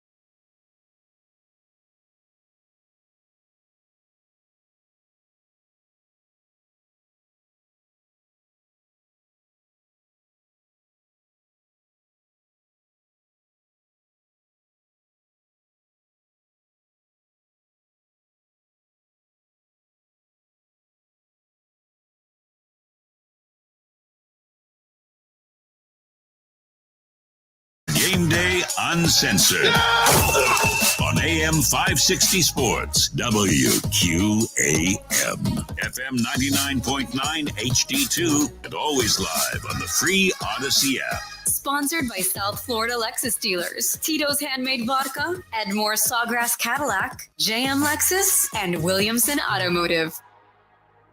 Welcome back to Game Day Uncensored here on 560 WQAM. Tobin here with you alongside Omar Kelly and Alejandro Solana. Streaming live on YouTube and Twitch, the channel Miami 560 WQAM. You guys can get your questions and comments there in on the chat. We will answer those coming on up. So hit us up there in the chat, Miami 560 WQAM. Go subscribe over there, and you get notified every single time we go live. Shout out to everybody who's checking us out there. And on the Odyssey app is where you guys can take us and listen on demand. Right now, the Jets are down 18-7 to the Cowboys. There is a little over a minute left here in the second half. Jets got on the board, but the Cowboys did answer after sneaking away. Sauce Gardner almost had a pick six on Dak Prescott, but they were able to go get it. Tony Pollard with a 2-point conversion to put them up by 11. Let's get to our player to watch, which is brought to us by our South Florida Lexus dealers. Experience amazing. Omar, player to watch today. Somebody maybe not on the right up on the up and up that you may think that could be important to this win here today. I think Durham Smythe is an element of this game that is probably going to be the secret weapon from the standpoint of if you're going to be bracketing Tyreek Hill and you're going to give Jalen Waddle the attention he deserves, he's going to be clearing out the field. What's there left? There's a slot receiver, and then there's the tight end. And Durham Smythe, the Chargers showed you, forget about that guy. We can't cover everything. We're gonna forget about him. Very productive season opening game. I think he's going to have 4 receptions in the game. I think he's going to be a huge element. And in fact, I want to keep the Patriots in their base defense as opposed to their nickel package. I want to have more big, slow guys on the field for Tyreek Hill. So I'm definitely going to be playing Durham Smythe, probably about 40 snaps. And we saw that a lot last week as well, right? Like it's crazy with the amount of receiving yards Tyreek Hill had and how many passing yards Tua had. Dolphins in a lot of sets had one wide receiver out on out in the flat, and then Durham Smythe, Alec Ingold. They had a lot of sets where it was just all the big boys up front, but they were still able to go out and get chunk plays with those sets as well. It's a beautiful thing to watch, and I've watched it all preseason. So for the fans to finally get to see it, it's like I love Alec Ingold. I think his package is phenomenal, and it's a very dangerous package because Tyreek's taking you upfield 25 yards. Jalen's taking you upfield 25 yards. There's a safety occupied with Tyreek. So literally, you've got like 3 defenders on Durham Smythe, Braxton Berrios, Alec Ingold, and Raheem Mostert one-on-one. Like, what are you going to do? And it's very and we're talking chunk plays. Like how many chunk plays are defined by 16 plus yards? And think about how many you saw last week. Like this Dolphins offense is built to deliver chunk plays, and you might see probably about 7-8 a game. And they don't have to go 5 wide, which to me is impressive because they're better off not going 5 wide. And a lot of teams, by only having one wide receiver out there, you kind of know what it is they're going to do. They're about to run the damn football, right? Yeah. Like Titans go out there with one receiver out on the outside. They're giving the ball to Derrick Henry, but the Dolphins, because of the RPO, because of the play action, you have no idea what they're doing. Even if they don't have trips to the right, they just have all the big boys up front. It's like a pick a poison situation. You're sitting there with a 2 tight end fullback package, and you're saying, yeah, we need to kind of be a nickel package because these guys are really fast. But then you're like, if I go nickel package, they're gonna just ram it down my throat. So it's a pick your poison situation, and based on what you put on defense is what they do as a team. Like you go light, we're gonna run. You go heavy, we're gonna throw. And it's very intentional what they're doing. People don't realize this is not by accident. They built this team intentionally this way. No, I mean that's the thing that's been impressive with Mike. And I think probably one of the things he was excited about getting year 2 here and seeing how everybody can kind of develop with him because it's a lot of wrinkles, man, that get these guys wide open all over the place. It's really impressive to see. It's really impressive to see. He seems to, I know he's weird. I know he's got a lot of words, but man, that dude seems like he can scheme some football. Dude. He's not weird. He's quirky. Quirky, right? I have made the mistake of calling Tua a weirdo. Well, not necessarily weird. Weirdo is probably the violation that I committed. They're just both quirky. That's the polite way to put it. They're unique. But like, I love it about him. Like, that's the thing is he's so unique and all. Now, look, sometimes he does say too many words. He absolutely said too many words. But no, it's fun. Like, you could just see the way his mind works. He's got it working at all speeds, and he's got stuff going on with that football all over the time. So I really, really enjoy what he's bringing to the table. And this is gonna be a fun matchup. Like, you got the OG with Bill Belichick, who tries and shut these things down, and then you got these young whiz kids all over the place. School. It is.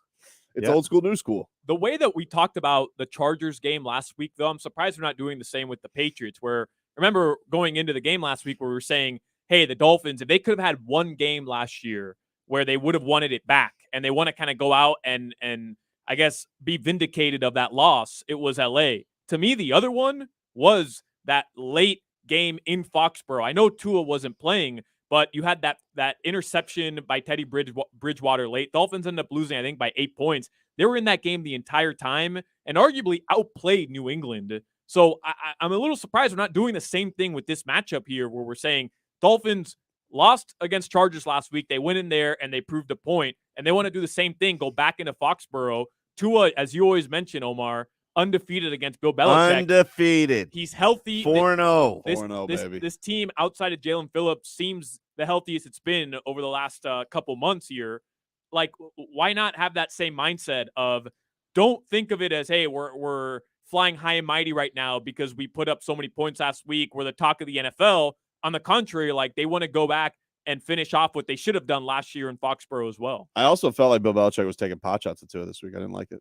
Was he? What? I didn't like it because he was at, it's in his Belichick way, of course, because he says nothing with any tone or what seems like intent, but I felt like there was intent because there's people out there that will still scoff at Tua's arm, and Tua had some things to say about that. But like, Bill Belichick was asked about defending Tua and sending pressure his way, and I don't know, it's just something about his answer rubbed me the wrong way. You got a Belichick from this server? Here he is.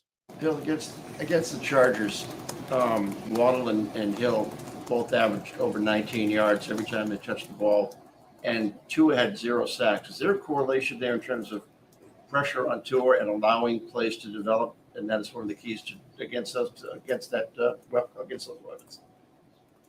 Yeah. Well, I mean, if you pressure, you better get there, because when those guys get the ball and there's not many people around them, you're looking at a lot of yardage. I mean, a lot of their yards are run after catch yards. I mean, it's not all like go routes and post routes. It's actually not a lot of that. It's a lot more, catch and run plays. So you start bringing a lot of people, you better get there, because there's going to be a lot of space behind you if they get the ball. And they're both very good with the ball in their hands. See what I mean, man? Just like the pot shots are right there. I think bombs. He's like, oh, it's all run out. I know it doesn't seem like much, but I'm just like, wait a minute, dude. Last week I saw Tua Tagovailoa throw a bomb to Tyreek Hill for a touchdown. 3rd down, needs a huge conversion. Bomb to Tyreek Hill. Money right on the right there in the air. And still, it's like you're trying to make it seem like it's a dink and dunk thing here, Belichick. No, it's a run after catch thing. Yeah. Okay. I see. I thought you were being ultra sensitive there. And now, you explained your point, and I'm like, okay, I get what you're saying, but he's right. But it plays on, this is unique. This is a whole offense is built on run after catch. It's built on yak. And I can't imagine maybe the run and shoot offense that we saw during the Mike Martz era and with the Rams. I don't remember an offense like this. It's like it's all yak. And it's players catching balls in spots and running full speed. Like, how do you stop that? It's not bombs. He's right. It is not bombs. We saw some bombs last week, though, dude. You did, but the offense isn't built on bombs. But he threw over 300 yards in the air. It's not like out of the 466. Are you a yard counter? Are you air yards counter? I don't count them. Do you mean my person who goes and looks at the box score and I'm like, yeah, that was a lot of yards. The numbers are presented to me, Omar, and I use them. There are people now who are they're 2 and 2 defenders, and they will tell you how many air yards. Like I've never. Tua is the only quarterback I've ever heard where you have to justify how many yards were thrown in the air. You do, because or how many yards are thrown without yak, because everything is held against him. Because you're right, because everything's held against him. Right. So it's like I have to go break down science because you have old curmudgeon Belichick here who's like, it's all after catch. I'm like, was it? Because I'm pretty sure I'm seeing this guy just chuck balls down the field like willy-nilly and putting them on the money. And this guy's making it seem like he's dumping everything off to Mostert, and he's taking it for 70 yards. What Zach Wilson just did, he threw a 7-yard slant to Garrett Wilson, broke one tackle, ran it for 65 yards. That's all yak. But Tua Tagovailoa avoiding defender, stepping up in the pocket, and connecting Tyreek on 3rd and 18 for 42 yards in the air, that's not yak, bro. That's just him throwing dimes. It's accurate. That's true. So Belichick was being disrespectful. That's all I'm saying. That's all I'm saying. Belichick was he's holding Tua down. I know, dude. He's not putting respect on his name. I know he's not. Somebody should get that message to Tua. They should. Well, listen, he can say that he doesn't read it. I know that he is. I mean, come on. Tua? No, he doesn't read. Trust me. Tua. He knows full well. He knows full well. Like when he was talking and he was scoffing this past week at the people doubting his arm and the deep ball thing. That's not a man who doesn't. That's not a man who hasn't audited receipts. Okay, I'm sorry. He knows. Yeah, Tua from this week. This is him scoffing. I think when you look at deep shots, it entails everyone. It like for those like watching, it's like you can't just take a drop in the NFL and just decide, hey, because everyone says I can't throw the ball deep, let me just chuck this ball deep as far as I can. Like it entails everyone on the offensive side to work together, to be in symphony, and guys to be at the right places at the right time. Like timing has to be right. And if timing's not right, like when the pocket breaks down and it allows for you to do that, then it does. But like being able to do that, that's because of all the guys that I'm surrounded with. Do you think that anyone is still saying you can't throw deep? I don't care. I mean, I don't care. 466 that's what 466 is if I can't throw deep. Thanks. Wow. You know, they need to change the press conference setup, Omar. Just actually give him a handheld mic up there so he can just actually drop the mic and moments like that. They need to change the setup strictly for Tua because he's not having it anymore. Put some salt up there. I like it. So he could sprinkle it like a little salty Tua. Salt Bay Tua. Yeah. I love that. I love it. His teammates say he's coming into his own. And he's more comfortable. Like you did, yeah. Remember those classes you had where your teacher just didn't like you, and you just had all of them. Were you that guy? Yeah. And he didn't feel like he could be himself. He didn't feel like he couldn't come out of his shell, and he was a turtle hiding his little head. That was the years of Brian Flores, and now Mike McDaniel's like, here, little turtle, come on out. There you. And it's like Master Splinter. Yeah, and he is Master Splinter. That would be a good name for him, Master Splinter. He's Master Splinter. That's exactly what he did. He raised turtles. I like that. Listen, Tua's confident. He's. I mean, think about it. This is one of the greatest college quarterbacks in this era. And hip injury, he went toe to toe with Joe Burrow, and that wasn't allowed. So he's really just owning who he is now. He's confident. He's comfortable. He's growing. He's mastered the offense. He's got the leadership. He's having these Marino-inspired players only practice meetings. So this is his team, and to be honest with you, his teammates respond to him. They love him. I've covered so many Dolphins teams. You can't even count the amount of Dolphins teams. I would tell you in the 15 years I've covered, guess the amount of years that the Dolphins hated their quarterback. 15 years? 15 years. 13. I'm going to go 11. 13 is the right number. Wow. Other than who? Pennington and Fitzpatrick. Yeah. Oh. The only quarterbacks that they didn't hate, which, it's unreal to think about. And Tua actually, that's not right, because Tua, they love Tua now. They didn't like him at first, but they love him now. How could you? You had that peacock walking around with his beard, that will keep you in your shell as a turtle. We're not going to put disrespect on Fitzpatrick's name. Sorry. My one of the day. Just saw him on a commercial unnecessarily on television right now. We're not going to disrespect Fitzpatrick. Hey, let's congratulate the Giants, everybody. Giants' first points of the season. Wow. Congratulations. It only took them 3 minutes into the second half of the second game. Congratulations to the Giants. But they are down 26-7. So to the Cardinals. We'll take a quick break. A man who, you want to talk about, he's a little prickly, but I like his style. It's fangs. All right. Vic Fangio. Defense was not great last week. We'll hear from the Dolphins defensive coordinator about some of the issues. That's coming up next on Game Day Uncensored. Text WQAM on the Kendall toy.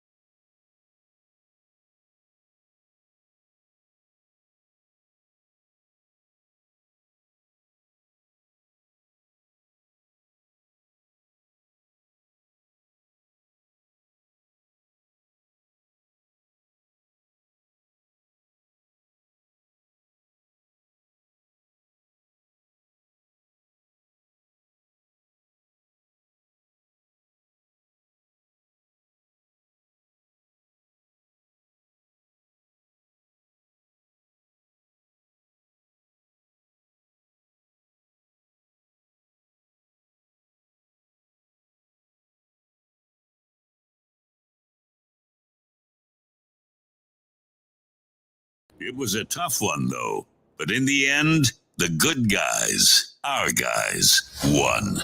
Tua, 466 yards, 3 TDs. Tyreek, 11 receptions, 215 yards, 2 TDs. Hey, some say Tyreek is the most feared player in the league.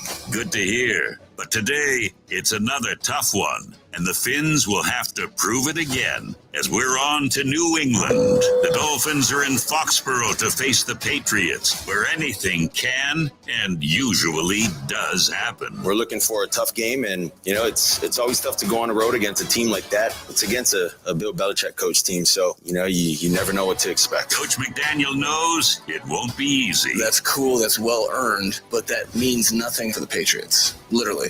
0. We can't take the points from last game and put them in the points of this game. And Christian Wilkins knows things need to be better on his side of the ball. We all know that wasn't our standard, and we got to play better defense, and that starts with me. In just a bit, we will know for sure. Game day Uncensored, Sunday Night Football Edition. The pregame show for real Miami football fans on AM 560 Sports, WQAM, FM 99.9 HD2, and always live on the free Odyssey app. Game Day Uncensored is sponsored by South Florida Lexus Dealers. Experience amazing by Tito's Handmade Vodka. Tito's Handmade Vodka on game day. Pour me in, coach. Edmore Sawgrass Cadillac. Make sure your next Cadillac is backed by Morse at Edmore Sawgrass Cadillac. Proud partner of the Miami Dolphins. By JM Lexus. At JM Lexus, you'll always get the home team advantage. And by Williamson Automotive. Williamson is Miami. All right, welcome back into Game Day Uncensored here on 560 WQAM. Tobin here with you alongside Alejandro Solana, Omar Kelly, taking you up until kickoff. Miami Dolphins Week 2 matchup against the New England Patriots. Dolphins looking to go 2-0 here to start the season after a very thrilling Week 1 victory, battling it out with the Los Angeles Chargers. And the New England Patriots, they lost their Week 1 matchup to the Eagles. It was not a very good game. They turned it on after starting. They did 16-0. 16-0, and then I mean, they got their act together. Forced Mac Jones to throw the football and didn't look terrible at it throughout the game. They ended up making it a game too, but Eagles kind of did what you expected them to do. Even though Eagles 2-0.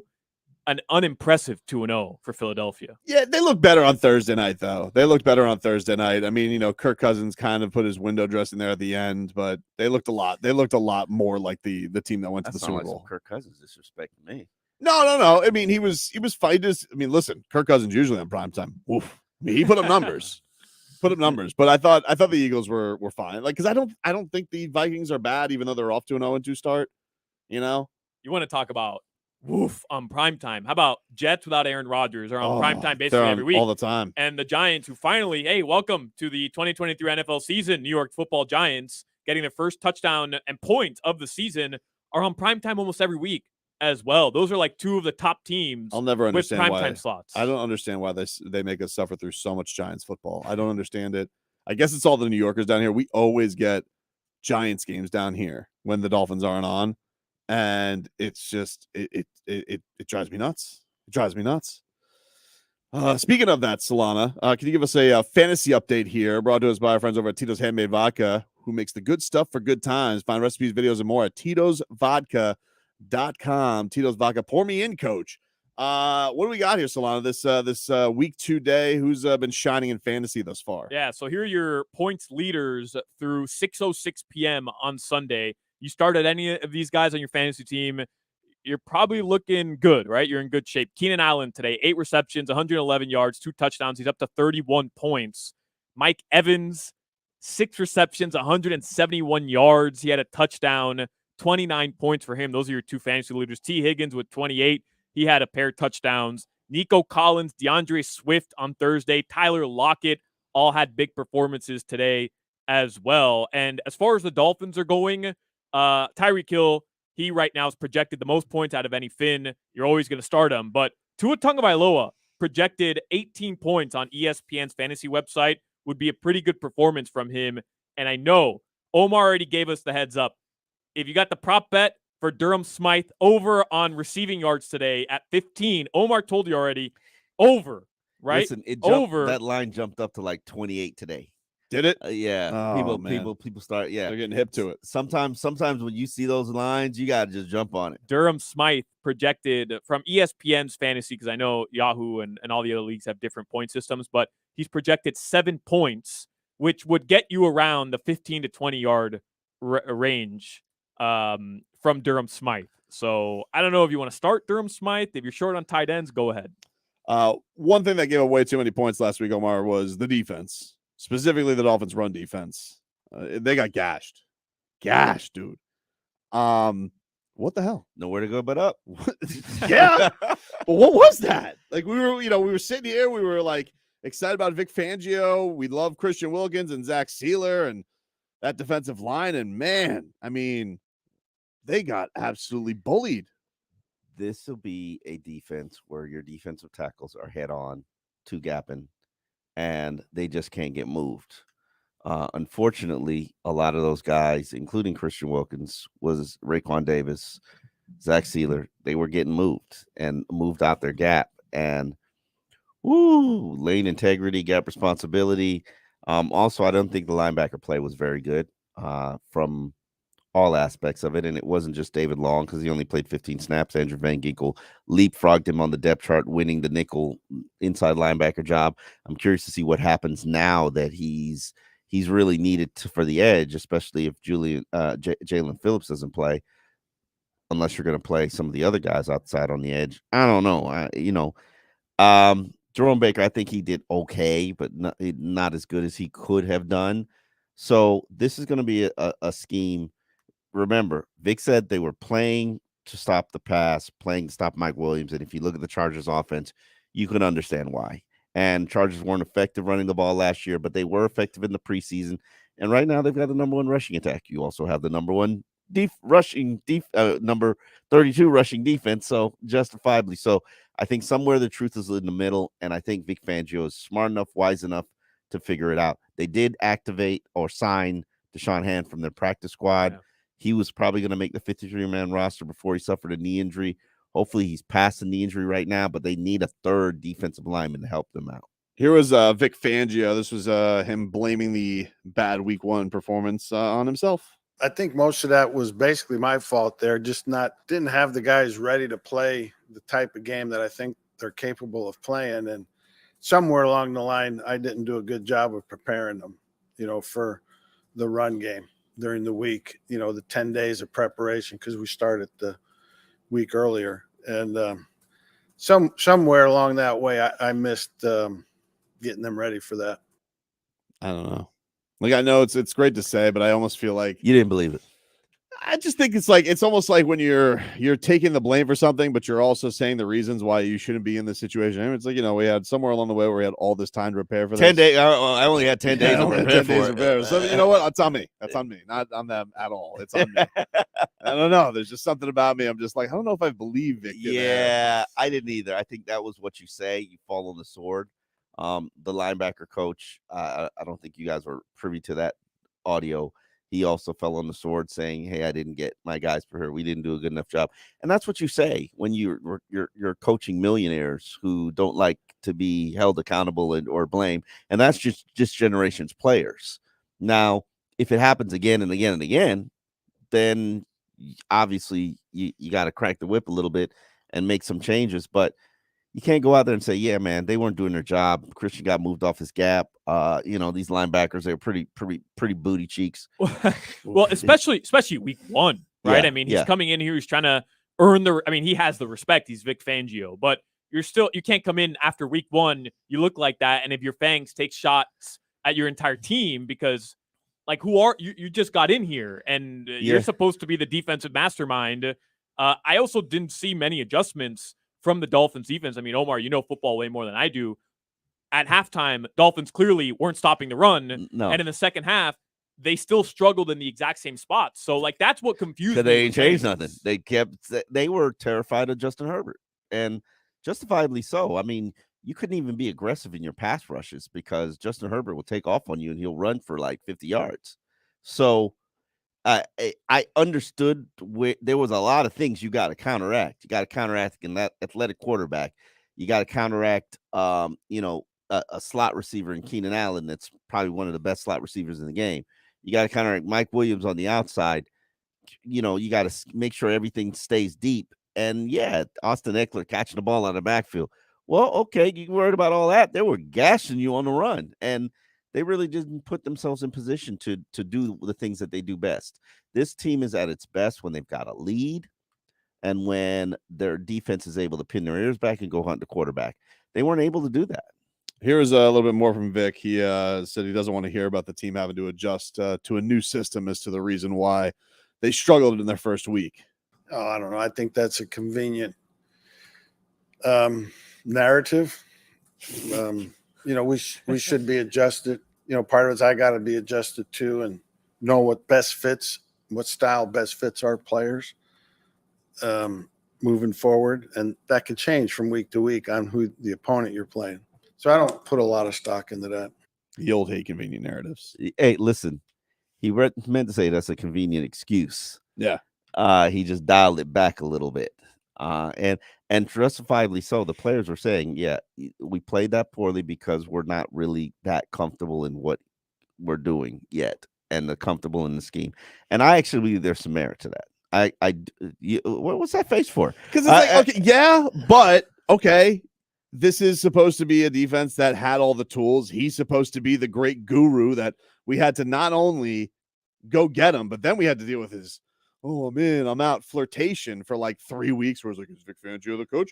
He's going to be the coach, but maybe he's going to go take interviews over here and I'm not the coach and I'm going to be the coach. So I kind of expected week one, like, dude, you're Fangs. Let's get it going. Okay. Chemistry. When we started this in the preseason, was our chemistry all the way where it needed to be? We didn't give up 200 rushing yards. That's a good point. Yeah. Okay. You got me there. You got me there. We didn't do that, dude. I mean, just, you know what? Like last week, and I get it. All right. So the Dolphins are in their system for a year, but there were new linemen out there last week for the Dolphins. Awesome. They're not in their system. You're talking about. I'm saying like that line. They played their first game together, basically. But they're playing a totally different technique up front. They went out there. They were twisting and stunting last year, and they didn't have their number one tackle out there, and they showed up. They showed up and performed. The Dolphins basically went out there with the same guys as last year, outside of like David Long for a dozen snaps, and they looked like they had never played together. In this scheme, in this system, with this style, you're not twisting and stunting. You're just head on. And that's not Christian Wilkins' game. Oh, well, I'm sorry, Christian. Like, if we're going to sit here, and I like Christian Wilkins, don't get me wrong, but if you're going to make a stink and you're going to hold in and you're going to want to be paid like Quentin Williams and everybody else, and Chris Jones came off the couch today and nearly broke Trevor Lawrence. Like, I'm sorry. I don't know the system. The system is wreak havoc. That's what you do. Oh, got to be in passing downs, wreak havoc. And that's what they're going to pay me for, not this all run stuffing stuff. They don't pay me for run stuffing. A lot of slander from Tobin here on the Dolphins defensive lineman when Xavier Howard was grabbing enough jerseys last week to get 35 penalties called against him, and only 3, and put the damn Chargers on the 1 yard line like 2 separate times. So a lot of slander from you for the big guys up front and not for guys like Xavier Howard. Xavier Howard, like I've watched Xavier Howard long enough to know Xavier Howard's going to grab every once in a while. That's what he does. He games you and then he'll come up with a huge interception. Some of those are ticky tacky, and it was Keenan Allen. Some of them are ticky tacky, and some of them I don't want to end up on a highlight reel. Yeah, okay, and it was Keenan Allen. Keenan Allen is a very savvy, smart, crafty. They're good wide receiver. They are good. Like now, if we get 3 penalties against this slepper of wide receivers, like you got a problem. Like something's up. But I don't worry about Christian Wilkins. I mean, sorry, I don't worry about Xavier Howard. I do worry about Christian Wilkins just a little bit, just a tad. I was told by a defensive lineman he was not going to fit in this scheme, and I'm still waiting to see. He wreaked havoc during training camp, and then he took 3 weeks off. And I think that 3 weeks off might have led to a little bit of rust. We'll take a quick break here on Game Day Uncensored. Back with more after this. WQAM broadcasting live.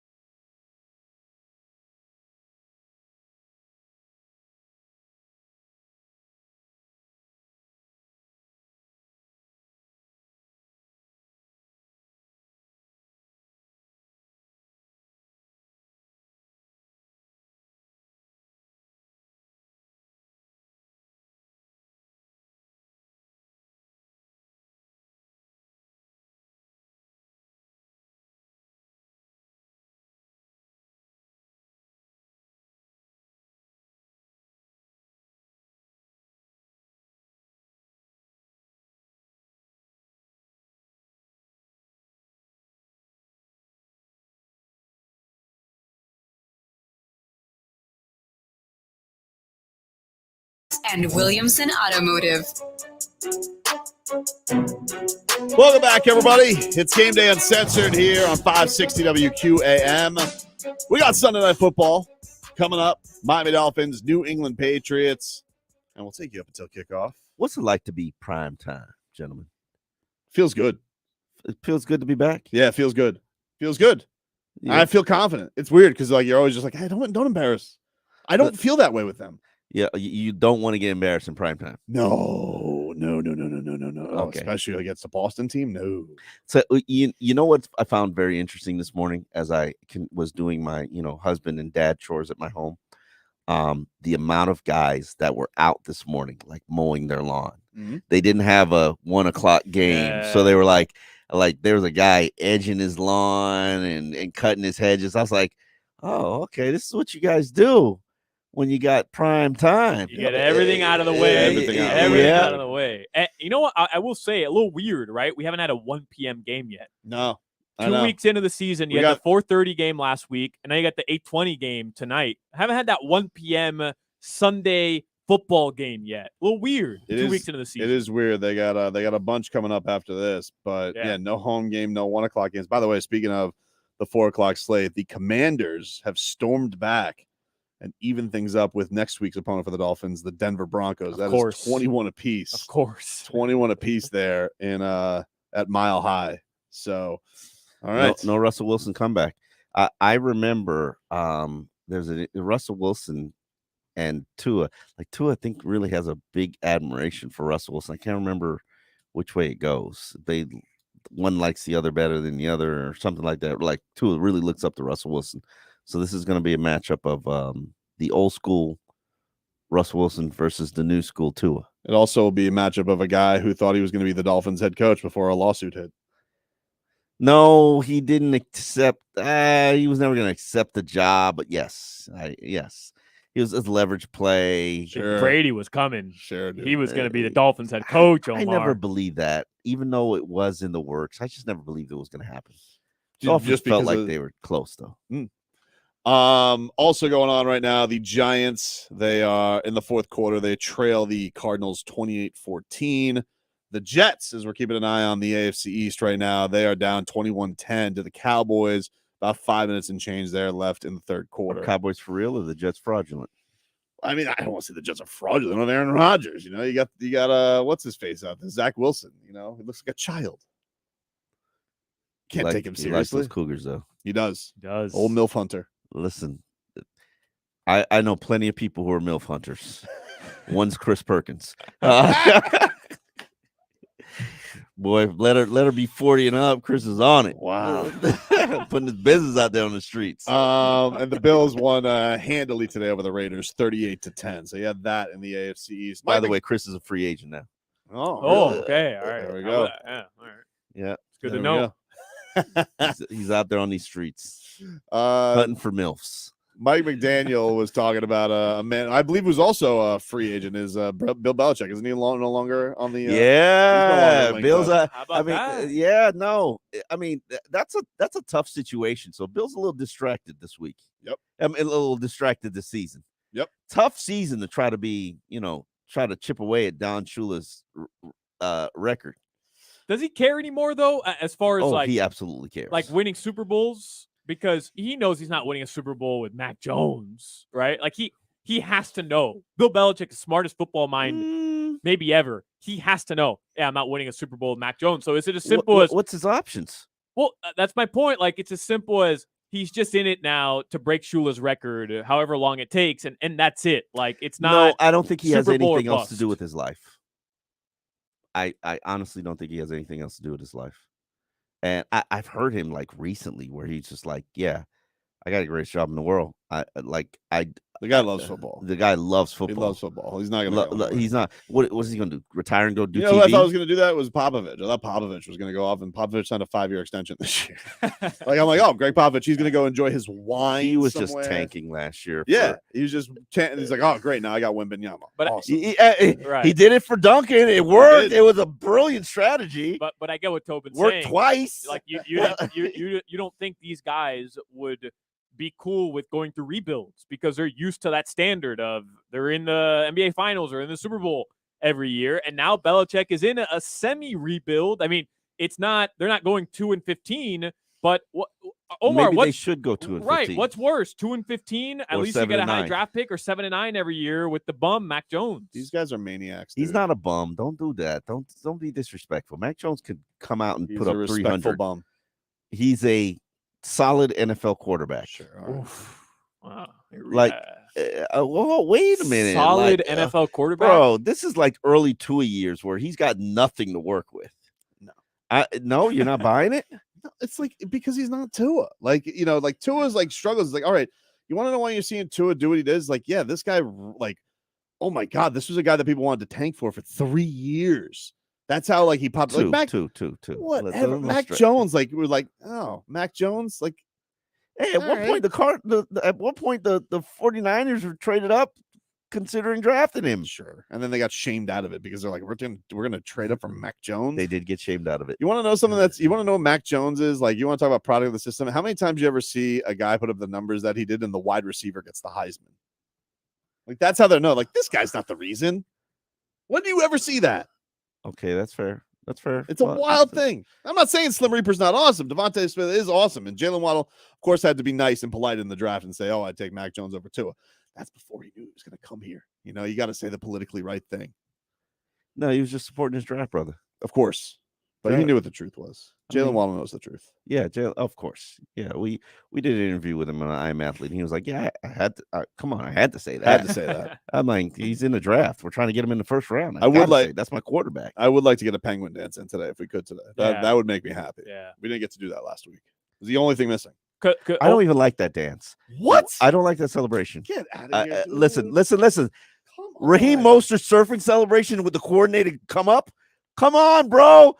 Did you see Tua on the end of that surf line? I didn't even know that Raheem Mostert surfed.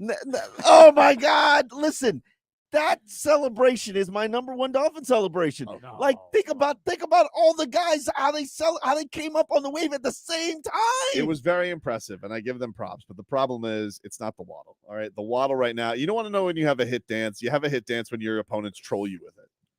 That's how you know. That's how you know. People are gonna troll the surfing at some point, bro. Imagine Raheem Mostert scoring today, and now we get the offensive lineman in it too. That'd be kind of cool. Think about it. Tua was in the back end of that surf line. Did you catch him? I did. I did. But what I don't understand, like, why can't we like both, Omar? Like, some people are like, oh, I don't like cheese pizza. I only like pepperoni pizza. I like them both. Like, I love the Waddle, and I like the surfing celebration too. It's not better than the Waddle. Okay. Though. It's because it's tied to the name. It's high. Everybody likes a bird dance. Remember the Dirty Bird? It was fun. Great fun. The Dirty Bird was fun. I can't even deny that. Dirty Bird was fun. I'm sorry. I'm taking the surfing. Wow. It involves other people. It involves coordination. You're calling it involves timing. You're calling Jalen Waddle selfish? No. Christian Wilkins been out there waddling too. I'm just saying, the waddle is a singular solo act. Surfing requires coordination, effort, and timing. Since we're talking about celebrations, if I see this Mike Gesicki do that god-awful gritty today, God. I will be pissed, man. Me too, like, dude. I know, Omar, you were talking about Gesicki today being no. a big-time key to the Patriots winning the game. Yeah. The Dolphins better do everything they can. I'd rather watch Hunter Henry Nah. have 5 touchdown passes before I see this Gesicki do that god-awful gritty in the end zone tonight. Let Gesicki get off. Let Gesicki do what he's going to do. I want him to play. I want him to play 50 snaps in this game. I want him to be out running routes, because you know what that means? That means the Dolphins have a ridiculous lead, because there's no other way that the Patriots are smart enough to put him on field and have him out there at like running plays or plays where he's, because I swear to God, if any Dolphins player gets blocked by Mike Gesicki, I'm going to cut up the footage and put it out there on Twitter. You are being exposed. You cannot let Mike Gesicki block you. Nobody, not a single person. No, you can't. You can't. You need. If I see Brad, let me say something, Chubb. Yeah. Let's get it going, huh, dude? All Yeah. right. It's been enough of this. That's another guy I left been alone in the locker room. been a free ride. Since Yeah. you've been here. It actually hasn't been a free ride because you gotten paid a lot of money, dude. But it's been a lot of no pressure since you've been here, and especially if Jalen Phillips doesn't play today. If I don't see anything from Chubba Dub Dub, I am not going to be happy, man. I didn't. We left him alone in the locker room. We said, you know what? Give him a week. Give him a week. Give him a week. Give him a week. All right, I'll give him a week, but it's prime time. All right, you stand alone. There's no other distractions. I'm just saying. Look, if you are in the chat right now, Miami 560 WQAM on YouTube and Twitch, get your questions in now. We're going to get some more audience questions coming up in the next segment. So hit us on up if you got anything for the game, last week's game, this week's game, something that you saw in week 1, something from practice week. You want some questions answered, hit us up in the chat, Miami 560 WQAM on YouTube and Twitch. We will get to those coming on up. You're listening to the exclusive home of Miami Hurricane.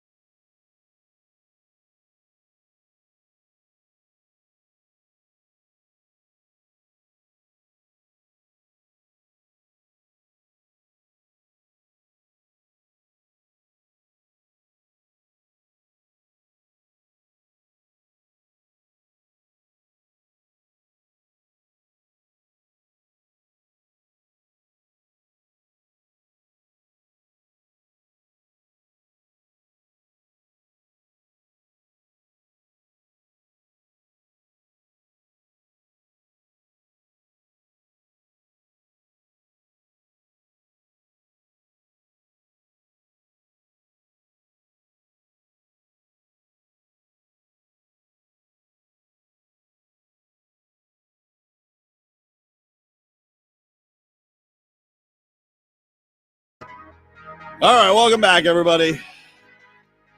It's Game Day Uncensored here on 560 WQAM. Tobin here with you alongside Omar Kelly and Alejandro Solana.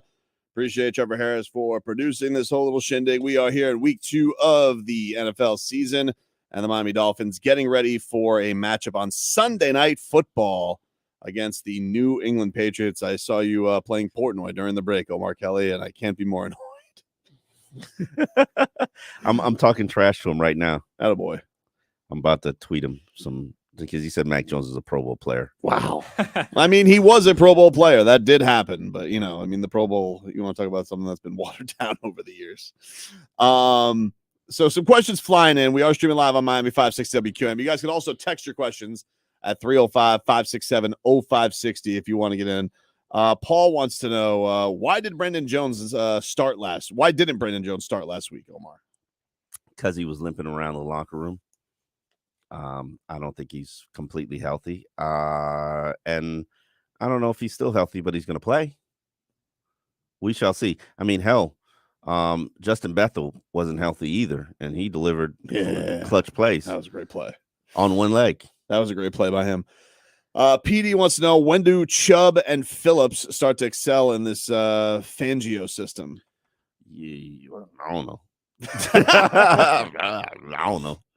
I can honestly tell you, I saw one good week of practice from Jalen Phillips, and that was the joint practice he had against Houston. And I'm a Phillips fan.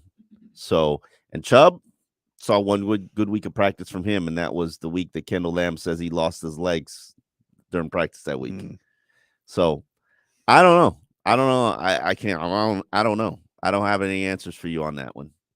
Paul wants to know, does Miami go over 400 yards total this game? No, because the Patriots will be playing ball control, and it depends on how good you are at stopping the run. And we all know that that wasn't good last week. That didn't look good last week.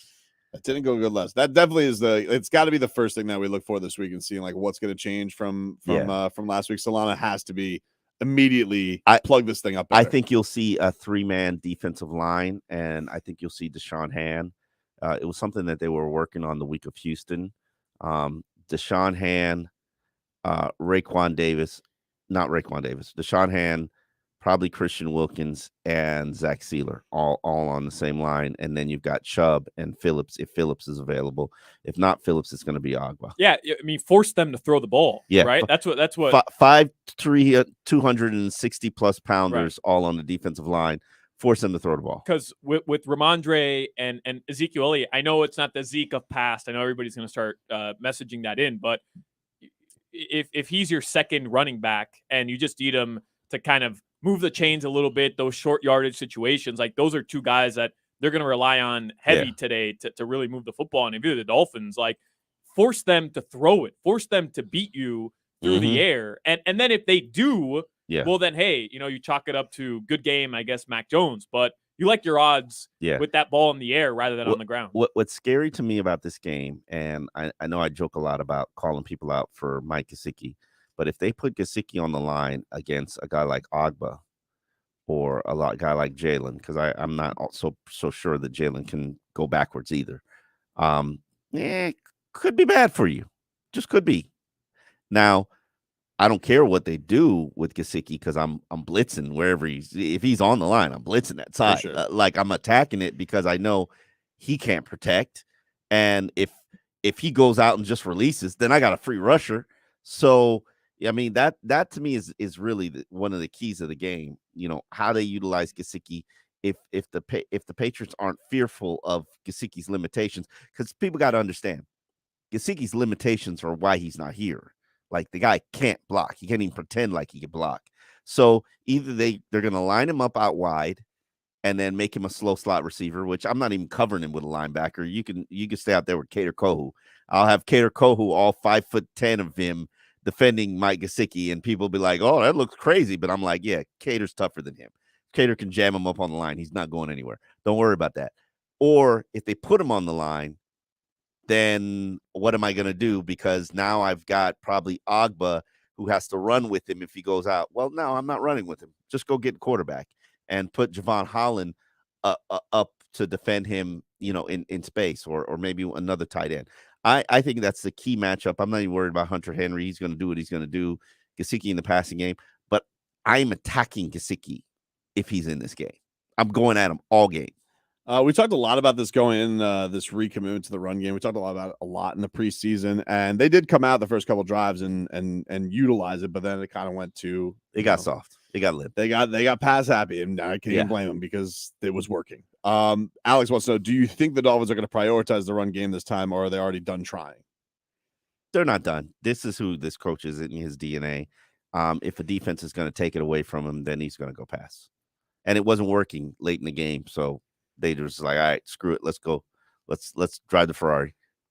Were you surprised though that we didn't really see Brooks and we didn't see too much of Ahmed either in the running game? We don't know the inactives yet. Obviously, A-Chain was inactive. He's not playing. Were you shocked at all that we didn't see Chris Brooks and Ahmed use a little bit more? No, Ahmed is very adamant about proving that he can be. He put on 15 pounds of muscle to show you that I can gain those hard yards. He's worked as a pass catcher and wants some nickel package. wants some 3 receiver set slot stuff. So he's trying to show you that I'm a complete player. This is a guy who was nearly on the verge of I think he had over 1,000 yards. I can't remember if he had 1,000 yards receiving and rushing. I feel like he did for a year. I think he did. Yeah, he had a career year last year. He's trying to build on that. The one thing that concerns me is the knee injury that he had and the fact that he had to rest for a day. He's a 30-year-old player. These things happen. But Savon did not play to the level of performance that I expected. Devon A-Chain will not be active. I'm sorry, Dolphin fans. I know it hurts your heart, but never has a guy excited Dolphin fans with 2 weeks of training camp quite like Devon A-Chain. Everybody was like, "Oh my god, what did he do? He didn't do anything." I don't know. People, I wasn't out at camp this year, so I was like, people were like, "Oh, A-Chain, he's amazing." He didn't do anything, and I don't know. What it was every time they saw a back that was tiny wearing a 20-something jersey, they thought it was him, and it was really Savant. It's like when Duke Johnson was at the U, and it didn't matter who they handed the ball off to. If there was a game, the entire stadium would yell, even if it wasn't Duke Johnson running the football. Okay, yeah, I'm not a Devon A-Chain hater, but like he's not really. He's where he is. He's the fourth back. And it's also, you've said this, like the coach doesn't trust rookies that much. No. And we saw it as Zukama got into the mix this past game. Yeah. Like, I like it. I like what they're doing with him. But he wants you to know this damn system. If you don't, and they correlate it to speaking Spanish in Spain. If you can't speak fluently, you can't eat. And until you can speak fluently and order off the menu, then you're going to starve. And they just don't play them. And I'm not arguing with him because he gets results.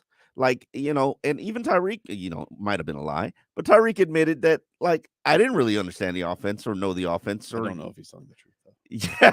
I don't know if he's telling the truth.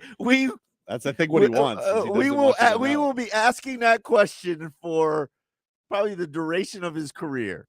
Roasted was a very important question, Omar. Is David Long butt cheeks? No. David Long has a trust issue right now with Vic Fangio, and Vic Fangio doesn't trust him. And until Vic Fangio trusts you, he's not going to play you.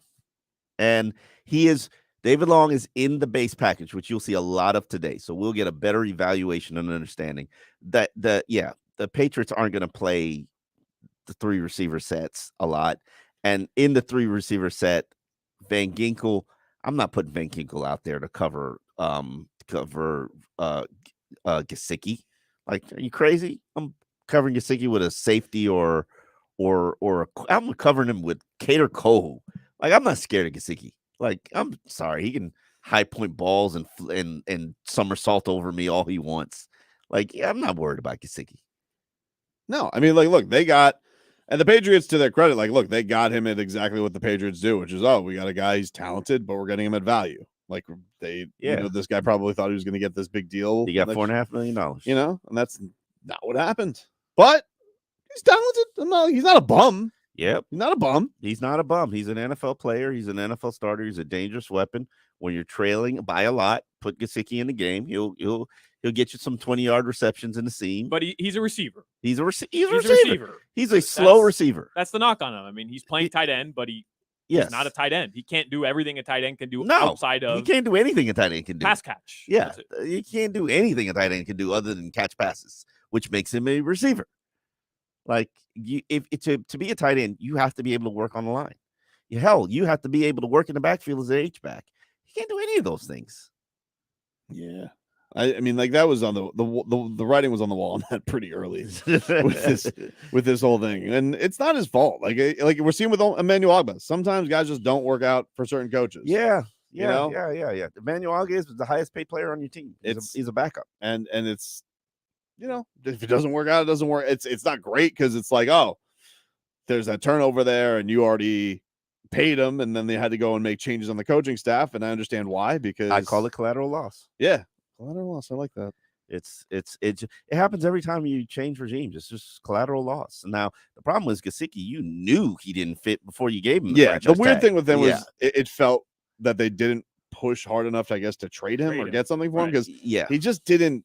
It was so obvious early on. I don't know why. It was obvious in training camp. He barely even practiced. Strange, man. Especially at the deadline last year, because the writing at that point was on the wall, but then even more so was on the wall. Yeah. And you knew you weren't going to retain him. You knew you weren't going to keep him around. Why not get, even if it was a 7th round pick, like, just get something for him, since you knew you were going to lose him? I think at that point they were battling some injuries at the wide receiver unit, and then you kind of think, like, maybe we could use him as a receiver pseudo kind of guy. Like, I don't know. The Gesicki era is just I will hold it forever against Chris Greer. It was his responsibility, and I call it the biggest mismanagement of resources that I've seen in the Chris Greer era.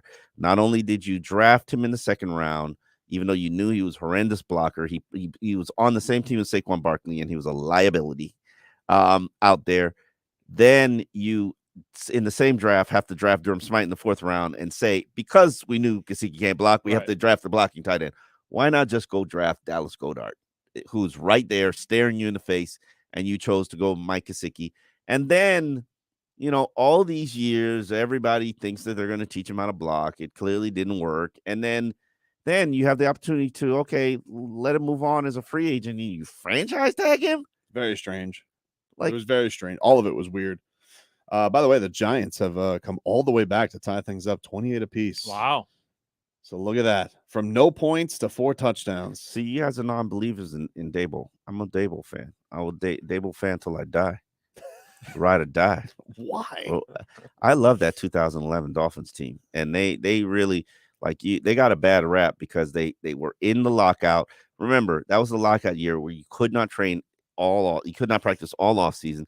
They show up to week 1 of training camp after signing the new CBA. Hey guys, here's a new offense. And it's like, okay, we got to learn this 4 weeks before we play a game. Like, who's going to have success that way? And then they finally got it going at midseason when Matt Moore's a starting quarterback. I believe they won. I can't remember what the record was, but it was a ridiculous turnaround.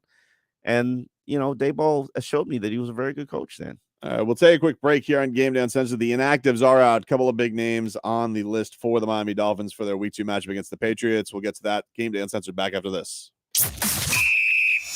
You're listening to the exclusive home of Miami Hurricane.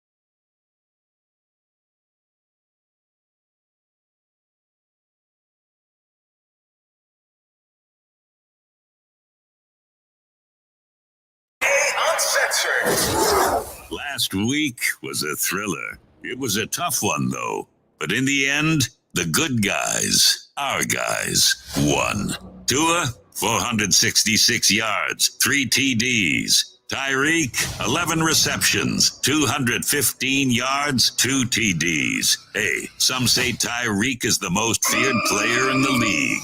Good to hear. But today, it's another tough one, and the Finns will have to prove it again as we're on to New England. The Dolphins are in Foxborough to face the Patriots, where anything can and usually does happen. We're looking for a tough game, and it's always tough to go on the road against a team like that. It's against a Bill Belichick coach team, so you never know what to expect. Coach McDaniel knows it won't be easy. That's cool. That's well earned, but that means nothing for the Patriots. Literally. 0. We can't take the points from last game and put them in the points of this game. And Christian Wilkins knows things need to be better on his side of the ball. We all know that wasn't our standard, and we got to play better defense, and that starts with me. In just a bit, we will know for sure. Game day Uncensored, Sunday Night Football Edition. The pregame show for real Miami football fans on AM 560 Sports, WQAM, FM 99.9 HD2, and always live on the free Odyssey app.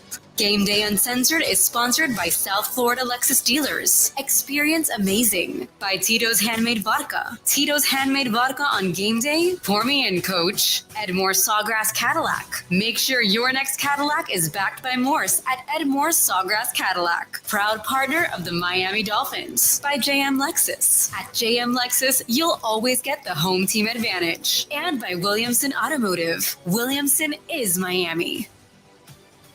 All right, welcome back into Game Day Uncensored, final hour and change of the program as we're getting you ready for Sunday Night Football, Dolphins and Patriots, Week 2, and we are going to get to our inactives here as that list is out, and that list brought to us by JM Lexus. When it comes to loyal fans, it's JM Lexus with a 4.8 Google rating and over 13,000 reviews. JM Lexus, West Sample Road and Margate. All right, boys, the inactives are out. This is what we got. This is who is out for the Dolphins today. Aside from Skylar Thompson, we know emergency third quarterback.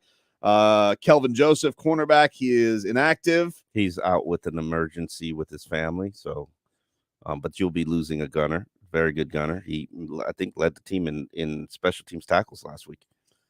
Cedric Wilson, once again, inactive. Of course, we've kind of gone over his story. Huge waste of $5 million.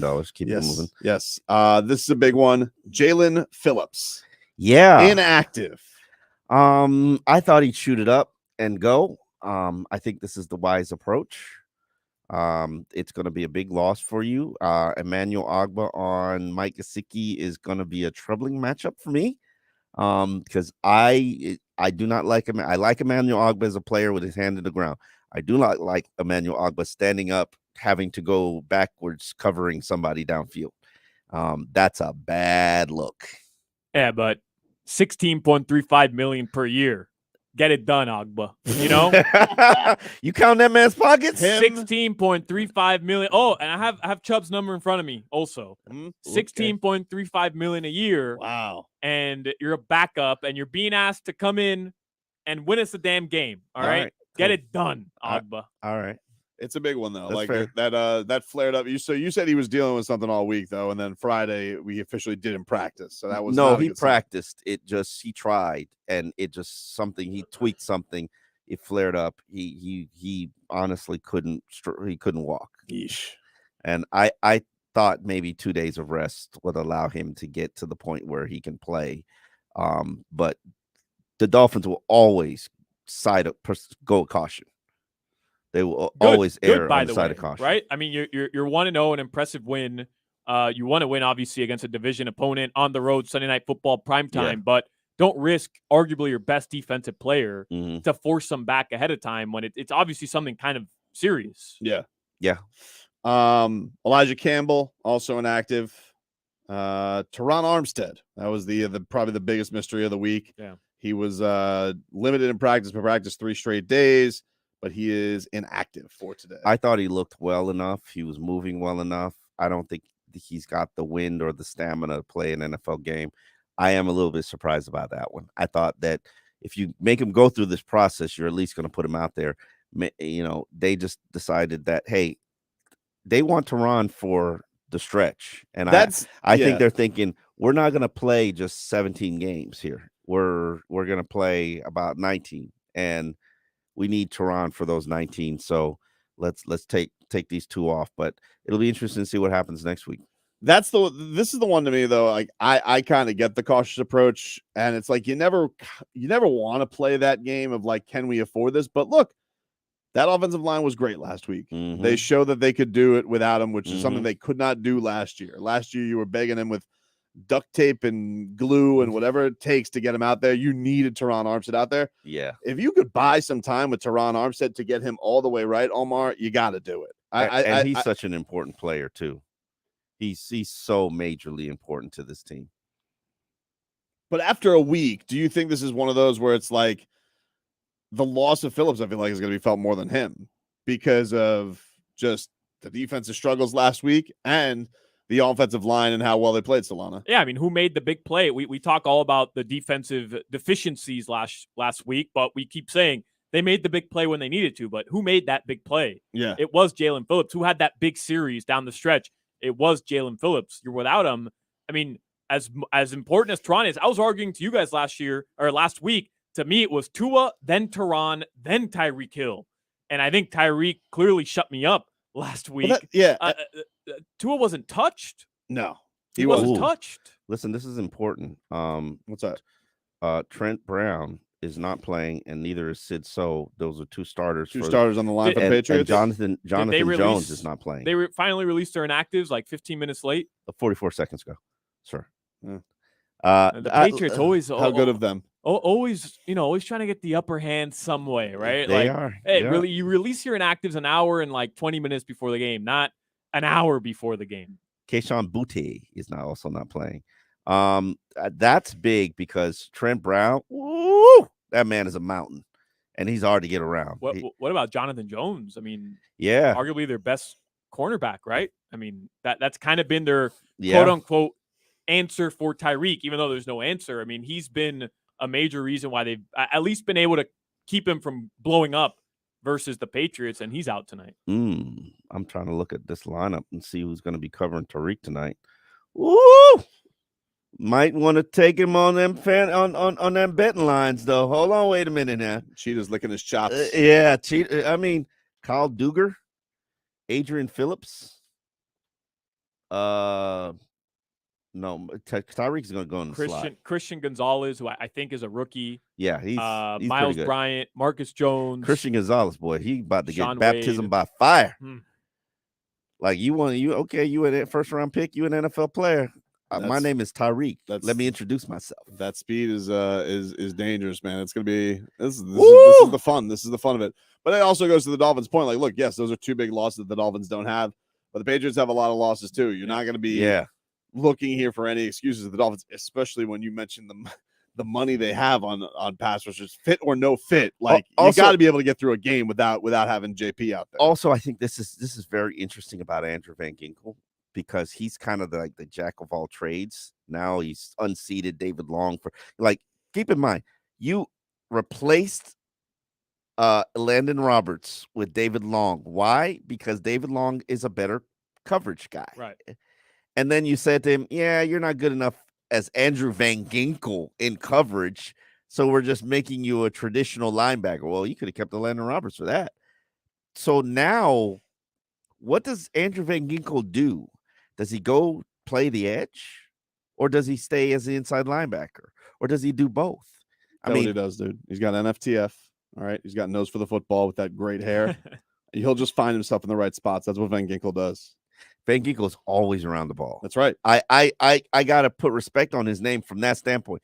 If Van Ginkel's on the field, he's around the ball. He might not be making the tackle, but he's right there in the picture. You're talking to the leader of the Van Ginkel fan club, by the way. His wife is the leader of the Van Ginkel fan club. I would love like a reality show with Von Ginkel and Zach Sealer just wreaking havoc in the Everglades. That's what I would like.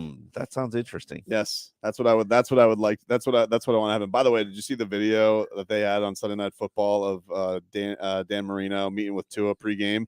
Right Do on you the think field, the conversation was, did you hear that whopper that Tyreek? Listen, we have to now fact check Tyreek Hill on everything that he possibly says because that guy's full of it. Yeah, but I don't even know what do. You'd be like, are you sure that's true, Tyreek? Oh, it's true. Like you're gonna have to fact check around him. You can't just fact check with him. See, the difficulty is you can't just call up Marino. Yeah, Marino, tell us about this meeting. Or like the problem is he talks after Tua, so he can tell any whopper that he wants. And what do you do? Like, what do you do with Tyreek and his lies? I don't know. You run with them. Like That's what you do. You run with them. I don't film study. I play Madden and figure out. Like everybody knew that was a lie. Yes. Okay, yeah, but well, everybody, but people like ran with it on national TV. For they like a good did 3 run days. with it on national TV. Yeah, I mean, he just says things to I know. troll people. So it's a marvel. But to be fair, like we tried to tell you, he's Jimmy Butler. Tobin was saying it the entire offseason, like he's Jimmy Butler. Jimmy Butler trolled everybody with his haircut. He's topping Jimmy because Jimmy will he'll just go opposite on narratives. He'll be like, it's playoff Jimmy thing. No, it's not a thing. Jimmy Butler's not out here saying, yeah, D Wade and I, we've been going over game plans every single game. And we're like, oh, we'll just buy it. Like Tyreek is just like, how far can I take this? How far can I take this? What's gonna be next? Is he gonna be like, Reek, what happened with the run game today? Well, we met with Larry Zonka, and it was great. We went Alaskan ice fishing. It was a hell of a time. It was a hell of a time. I can't.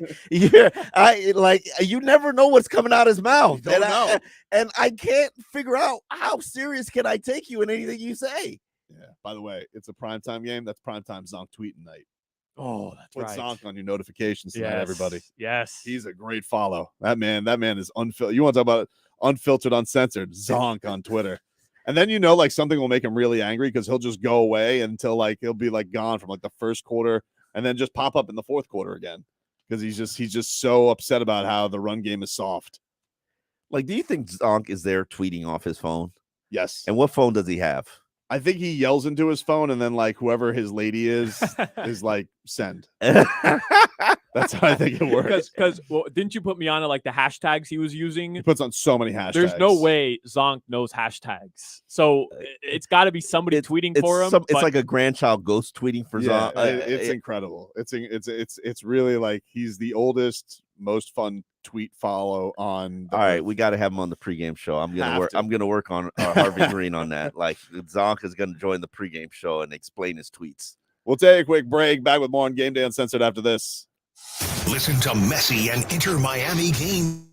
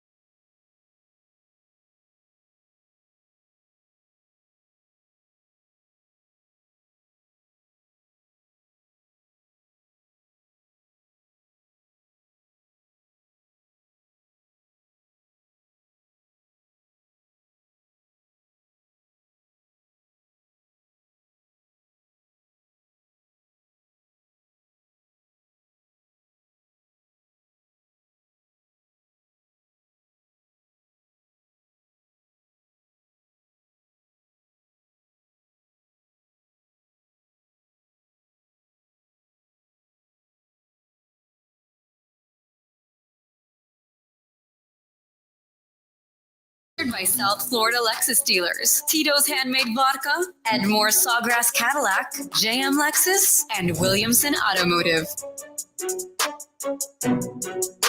Welcome back, everybody. Game Day Uncensored here on 560 WQAM. Streaming live on YouTube and Twitch. Miami 560 WQAM is the channel there. We have a lot of the 4 o'clock slate going final. So let me get those to you guys here. The 49ers, they moved to 2-0. They beat the Rams 30-23. Closer game, I think, than a lot of people expected, though, Tobin, right? Like, everybody kind of wrote the Rams off. The Rams were, I think, 7.5-point underdogs in this one. So they did cover. They did cover. The Giants came all the way back to beat the Cardinals. I think they were 1 point down. They were down 20-0 at halftime. At halftime, yeah. And then they were down, I think, 27-3 or something like that, or 28-3. But anyway, the Giants win. They storm back. They outscore them 17-0 in the fourth quarter, and they win 31-28. So the Cardinals drop to 0-2. The Giants are 1-1. The Cowboys, they smacked around the Jets today, 30-10. Cowboys, they are 2-0. The Jets, they dropped to 1-1. Let's check in on Boy Wonder's stats here today. Here was Zach Wilson. 12 of 27, 170 yards, 1 touchdown, 3 picks. And the one touchdown. And the 1 touchdown, yeah. Was Garrett Wilson. Picks. Did you say 3 picks? 3 picks. 3? Yeah. Wow. 3 picks. Garrett Wilson. The 1 touchdown was a 6-yard Yeah. slant, which Garrett Wilson took to the house for 65 yards. Dalvin Cook also lost a fumble today, so you Yeah. know, that's what you get. I'm just messing with you, Dalvin Cook. So those are your late games, and then right now the Commanders have come all the way back, and they are in top. They're on top of the Broncos, who the Dolphins are facing next week. They're on top, 35-24 on Denver with 3:45 left in that game. Sheesh, that's something. One thing that's cool this week. So Javon Holland, he is on the Hockman and Crowder show every week. Tuesdays, Solana? Tuesdays in the 4 o'clock hour? Or is that wishy-washy? Yeah, a little wishy-washy. Flexible? It's very flexible, but every Tuesday, Hollywood Kia in Hollywood, Javon will join us. Well, here's a little bit of Javon Holland, the snowman. He was on with the boys in the afternoon, and he said defense didn't really get to celebrate quite like the offense did this past week. For me personally, no, because we have things to correct, of course. But we can celebrate the entire W. Obviously, things are better to fix when you have a win under your belt, especially a tough team like the Chargers in week 1, but not at all. There were obviously things lacking that we need to improve. And I think everybody on our defense, including our coaches, will say that. People on the offense will say that too. We got to stop the run, things like that. But you definitely can't celebrate the W as heavy as the offense because they were firing on all cylinders. Yeah, the offense was awesome. I almost felt like Mike McDaniel's post-game speech. I don't know if you guys saw it, but I almost felt like he was a little demeaning towards the defense. I feel like he was trying to give them motivation almost, but it came off like, hey, you guys suck today. You guys are bad. But we only need 1, though. We're fast. We only need 1. There'll be a game we probably only scored. I don't know 10 points. I don't know if I can see a game with this offense if a healthy Dolphins offense only scores 10 points. The way that they have that firepower. Well, play the 49ers again. Maybe. Well, that's fair. They do look like monsters. Punch you in the mouth. Yeah, they are very scary right now. But I felt that the defense, there has to be a pride level of just like, man, that was oof. No, what it is they realize, hey, we got the offense now. We got to get our act together. Yeah. Who would ever thought about think about Solana, you've grown up here. You follow this Dolphins team for 20 years of your life. Tell me the year that the offense was carrying the defense. Never. I can't name you one. That's why I was telling you. Last year. Yeah. But Tua missed, 7 games. Like, it didn't feel like the offense was carrying the defense. Well, that's what's so unfamiliar about all of this is just like, yeah, you have this exciting product to watch every week. And you'll always take that over, if my team is elite or not elite, you'll always take the putting up a lot of points and be exciting in touchdowns over grinding out a 14-10 win, like it's though Omar, I'm sure, you have friends like this that claim they love the defensive battles and that's real football. I'm that guy. Yeah. But I call BS. I call BS because as much as you love that and you understand it, and you can appreciate it. Uh-huh. Everybody wants to see Tua Tagovailoa throw for 450 yards, 3 touchdowns, and you win the game. Like, who doesn't want to see that? It's so much. Everybody wants to see it. You're right. Everybody wants to see it. It's so much fun. I would love defense though. I'm watching some of these hits in college and now the NFL where they just look like good defensive plays. And these are $14,000 fines. These are ejections from games. So I don't even recognize defense. It's crazy. Anymore. I don't even know what to like. I don't even know how hard you can hit a player anymore. They had to hold up the Bethune-Cookman Canes game at one point this week because the poor kid on Bethune-Cookman put his hat on the football, forced a fumble. Great play on maybe the Canes' best offensive player in Colby Young. And they had to hold it up for 6 minutes for a targeting review. And I'm like, are you kidding me? Are you kidding me? Joe Zagacki was not happy about the length of that review, by the way. Oh, my God. Just ripped the officials. It was ridiculous. It's the most targeting, and by the way, these offensive players, they manipulate it all the time where it's like they're the ones who are ducking down. They are lowering their bodies. Yeah. I am in a full hit and tackle you mode. I've lowered my body to hit you with the pinpoint correctness that I have to, with the shoulder, with the head out. And then you lower your bodies too, and I'm the one that gets ejected and fined. Yeah. I just don't understand I don't understand it. It's crazy.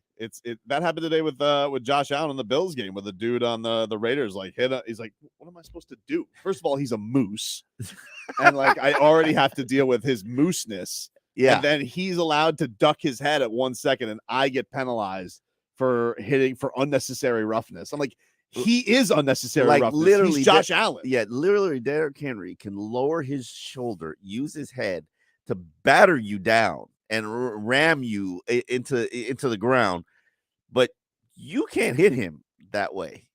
It's unbelievable to me what football has turned into, and I get it. We're just trying to extend this $16 billion empire and turn it to the $20 billion empire, and we need healthy players, and we need people who not die of CTE and not murder themselves. Yep. So we got to do what we got to do to make the game safer and encourage mothers to allow their children to play it. So we got to clean this up a little bit. And that's why I love the 50 to 30 games. Yeah. Exactly. You just explained it. That's why I love it. This was Tua Tagovailoa this week, by the way. In the lead up to this, he was talking about his matchup against his former water boy, Mac Jones. I know that Mac's a competitor. I know that he's going to want to make things right. So it's a no-brainer for me that regardless of the outside talk, that he's going to be himself, that he's going to go out there and do all he can to help his team win. But yeah, Bama on Bama. That's what happened last week with Jalen and Mac, and then Mac's got to go again, Bama on Bama. So, we'll see. It'll be fun. Tua's basically saying, you're going to take this L again today. Bama on Bama. You know who you are. You're my clipboard holder. Yeah. That's what he was saying. You know what you about to get. What about Tyreek telling fans to go up there and call Mac Jones sorry? I saw that. I was blown away. That's the Tyreek Hill I love. Is the Tyreek Hill with no filter, and he's just like, oh, and then he has to come back on Twitter and he goes, I love you, Mac Jones. I was just talking about your gritty. Uh-huh.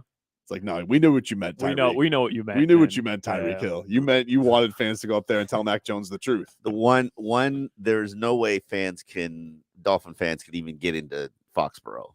That's one of those stadiums where they're not selling their tickets to you. Every other stadium might sell their tickets to you. Foxborough, they bask in their misery. Yeah, all of them.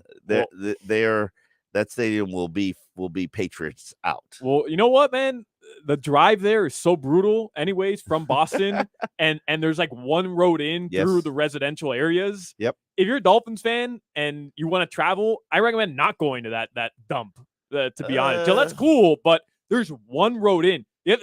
For an 8:25 p.m. game, I hope you start driving at noon to get there, because if not, you're sitting your ass in traffic and you're missing the first quarter. 4:30. There's nothing I want more though tomorrow than a Dolphins win. I can't wait to turn on WEEI tomorrow. I can't wait. It's my favorite.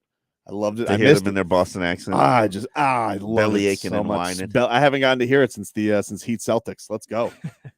I can't wait. And then Heat and Panthers Bruins, of course. Oh, we need it. We need the dub tonight because I need it. You got Panthers Game 7 in TD Garden, eliminating the greatest team ever.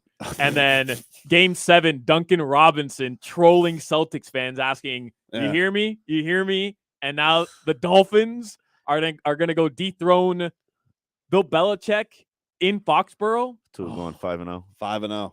I need it. You're basically saying, "Who's your daddy, Boston?" Exactly, dude. And that's that. And it's been too long, especially on the other side of this, because they're all going to look. They're like, man, look at them having so much fun. We had the best quarterback. We had Tom Brady, and now we have their quarterback's water boy. It's tough. And then you have Mike McDaniel this week basically calling Bill Belichick a fossil. Here's a McCoachin. They are unique in what they do, and that's a testament to, from an X's and O's standpoint, one of the founding fathers of this generation of football. So it's pretty cool to watch. Great challenge. And that's what you want. You want to be challenged week in, week out with different things, because, again, you're preparing to try to be the best version of yourself against the best teams when it matters most. There you go. Calling him grandpa, basically. Yeah, pretty much. He's like basically the founding father. He He started football, created rules. Yeah, this guy, this old timer here, he probably coached it when they weren't wearing helmets. Exactly. I think Fangs sent him like a fax to let him know he was a little displeased with how he spoke about Bill Belichick. His peer, his shuffleboard buddy. He's not sending him a text. He's sending him a fax. I think that he's like, you guys think Vic Fangio's old? What about this Bill Belichick? Vic, he's a little bit hipper. He's got the cool hat. I wonder who's older. I'm gonna look that up. Oh, it's Belichick, right? Because we found out Fangs isn't even that old. Fangs is like 45. 60? Yeah, the 65. I'm sorry. I was like, wait, 45. Fangs has just got an old soul, an old curmudgeon soul. That's all he's got. He's just and he's taking the blame for defense, and that's it. That's what he's doing right now. 71. Jesus, Bill. Good God. Yep. 71. Just kicking out your girlfriend. 16 years. Listen, he'll be all right, dude. You on the hunt again? It's gonna be him. 71. Him, Robert Kraft, and Tom Brady. They can't wait to get to Jupiter. Oh wow. They can't wait. They're all on the loose, dude. They're all on the loose. Better watch out, strip malls. He's gonna hit up Al Pacino to find out exactly what it is he's been taking, and Belichick's gonna start pumping out some offensive linemen. Is that what he's gonna be pumping out? Take a quick break. Back with more Game Day Uncensored after this. WQAM broadcasting live from the Ed Moore Sawgrass Auto Mall studio.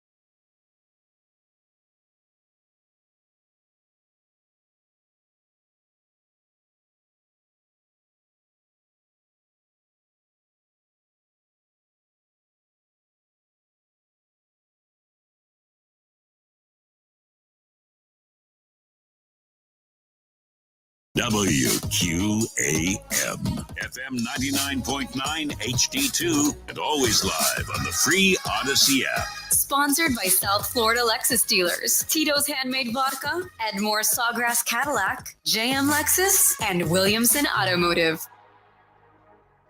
Welcome back, everybody. It is Game Day Uncensored here on 560 WQAM. Tobin here with you alongside Omar Kelly and Alejandro Solana.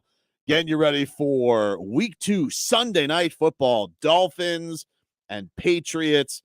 Dolphins, line has gone down. Dolphins a 1.5 favorite now. They were up to 3. They're up to 3. I was that's why I kind of was taken aback by that. You think the Jalen Phillips news? The action on Action's the gone in. Everybody say little pats. Feeling betting on the brand. I thought it was at 3. It went down. It went down. Dolphins are now just a 1.5 favorite. 1.5. Oh, but yeah. And this is not a slight towards Jalen Phillips, but he doesn't move the line. I don't feel like he moves the needle like that. Maybe Teron and Jalen move it down a half point, but just a full 1.5, like that's just people putting action on the Pats. Yeah, I just refreshed ESPN just to double check, but yeah, that's what it's at right now. Wow. I definitely think I put my money on the Dolphins. Man, this is a game where you got to get it. You got to get it. To be where you want to be, you got to get this. Especially if Dolphins without Teron Armstead, without without Jalen Phillips, and the Patriots were 100% healthy coming off a win. I'd say okay, it makes sense. But Patriots lost, didn't look terrible, didn't look good, and they're banged up too. I mean, they're missing 2 key guys on their defense. Their entire offensive line is banged up as well. I mean, what are we missing there? That seems like free money. I hate to say that because you know how this ends up. Dolphins lose by 20 when I say that. But I think this is one of those things. Like, we got into the debate during the preseason about what is this Dolphins team and what are they going to do. And I think if they are what I think they can be, which is, definitely swayed by explosive plays, which is like a football drug. But if you are elite and you're going to do something real this year, yeah, I think you go get this game. If you're a fine team, fine teams can bounce back. Yeah, we can explain it away. We lost the game. It was on the road. It's prime time. Bill Belichick. But if they're for real, if they are for real, go take care of business. Yeah, I don't have a doubt that they'll do that today. I can only look at turnovers and giving up the time of possession and a field position battle and a close fourth quarter game as a reason they lose, and I don't see Tua turning the ball over. Now fumbles maybe, okay, but even the Patriots winning field position and winning time of possession in a big way, they're still going to struggle to punch the ball in, right? Like that's the hope. So their offense isn't talented enough. Maybe you can't run stop. We don't know that. Maybe you can't. I don't know. Maybe, Jalen Phillips, it definitely hurts you, but Dolphins could make this a track meet, be up 17 points, and Patriots would struggle to come back. Yeah. And I have no idea why people are putting the money on New England, but they are. It's easy money for me. The line went down to 1 point. That's easy money for me. Yeah, I think it's just one of those things with Boston. They do get a lot of action because it's Boston, but it's weird. It's strange that it would cut in half like that, especially with both teams being banged up. I did have mentioned that this Dolphins team is a little bit like a drug. Mike McDaniel, you were fascinated by this week, Omar, where he was talking about all the plays that they're putting forth, and this is a very philosophical answer from Mike McDaniel on what it is like when his Dolphins execute his offense to perfection, and he says it's pure. It's pure for him. 4th and 7, like the last game. Do you get a sense of adrenaline at that moment? Like, is that an exciting time for you? What's that moment like? It's the purest form of living. You were locked in every blink, time stops really, and you're just trying to. I get proud of whatever the decision is. And honestly, regardless of the result, if the decision's made for the right reasons, And sometimes the adrenaline, when I recognize there's a decision that, before I send the play in, I know if it doesn't work, what comes next. But I think it's very important that you take the job serious enough for me, I wouldn't be able to sleep if that factored in. And so in the moments, there is a little adrenaline only because, when I'm able to execute on something that, with all of my information, with all the preparation, it's the right decision for certain reasons. And that is far from saying I know it's going to work, but it's living. Mike, you had mentioned, excuse me. Deep. That's a deep man right there. The purest form of living. Sounds like a guy who hit a vape. For a press conference. Listen, I thought it was purest form of living. I mean, think about this. This is a guy who the first week he brought up his Tecmo Bowl experience and how he used to talk trash and all his friends. Mike McDaniel is literally the guy who is everybody's buddy who became a head coach of an NFL team. Yeah. He's the everyman. Yeah. Like he looks like it's not only that he has the job and he's doing good at the job, but he's enjoying having the job. You know, yeah. like it's a lot of the times the coaches, they scowl, curmudgeon. Yeah, no. You He's know, like he's living his best life. He's living his best life. I've worked extremely hard to get to this point. I mean, I saw the Jeff Darlington special on ESPN where he talked about basically his, addictions and it being fired, and he worked really hard to put himself in that position, jeopardized it, lost those opportunities, rebuilt himself, and here he is. First interview for a head coaching job, you get it. And guys like him typically don't get these opportunities, right? And what I say by that is, he's quirky and he is not, in your face football. He's not Dan Campbell, in other words. He doesn't have Brian Flores a either. real Yeah. football background. He didn't play in the NFL. Like he's a short guy who's quirky and highly intelligent. Mm-hmm. And usually, again, I'm speaking in generalities here, that's not a football coach. He's you. Yeah. Yeah. Is what you're saying. Yeah. I don't think I'm highly intelligent. I think I'm the opposite of that. But you're highly intelligent. But yeah, I mean, he's just your average guy who chased a dream. That is correct. And got to the highest possible level of that dream and is now not only has that job, but he's succeeding. That's gotta be awesome. And he talked about he loves creating plays and creating offenses and coming up with things and trying it out. And you're seeing that with his offense. His offense is innovative. It's different. It's unique. I'm watching right now. If you're watching the television, NBC is going through a lot of it. They're actually going through the Patriots and what they do. Trying to slow Tyreek. Yeah, that's the game. Yeah. Well, so when we went to break, I was telling Omar that leading up to the game, a lot of the noise was Jonathan Jones and what he was able to do. They just showed the highlight on NBC. In the title game, prior to the Chiefs winning their first Super Bowl, the Patriots actually beat them in an AFC title game, and Tyreek was held to one reception for 45 yards. And everybody talked about how Jonathan Jones was the key cog in that, and he's out tonight. So, I mean, good luck stopping the cheetah, period, but good luck doing it without a guy who has experience doing it. And now, you have a rookie cornerback out there who has to figure out a way to stop Tyreek Hill. He's also off to this insane, like the one thing that, we talk about is trolling or not trolling, whatever, but he did, whether he meant it seriously or tongue in cheek about the 2K yards thing, to start off the season with 215 on a year where you did call that seriously or before unseriously. Tua got hurt, he was on pace for 2K. Oh yeah, he's not trolling you. He is dead serious about 2K. I think the idea that, you think that you have some formula for me, and I think that's perfect for him. Think about Mike McDaniel and Tyreek and the possibility of them becoming the first coach and first player to have 2K. Like, you don't think either one of them wants that?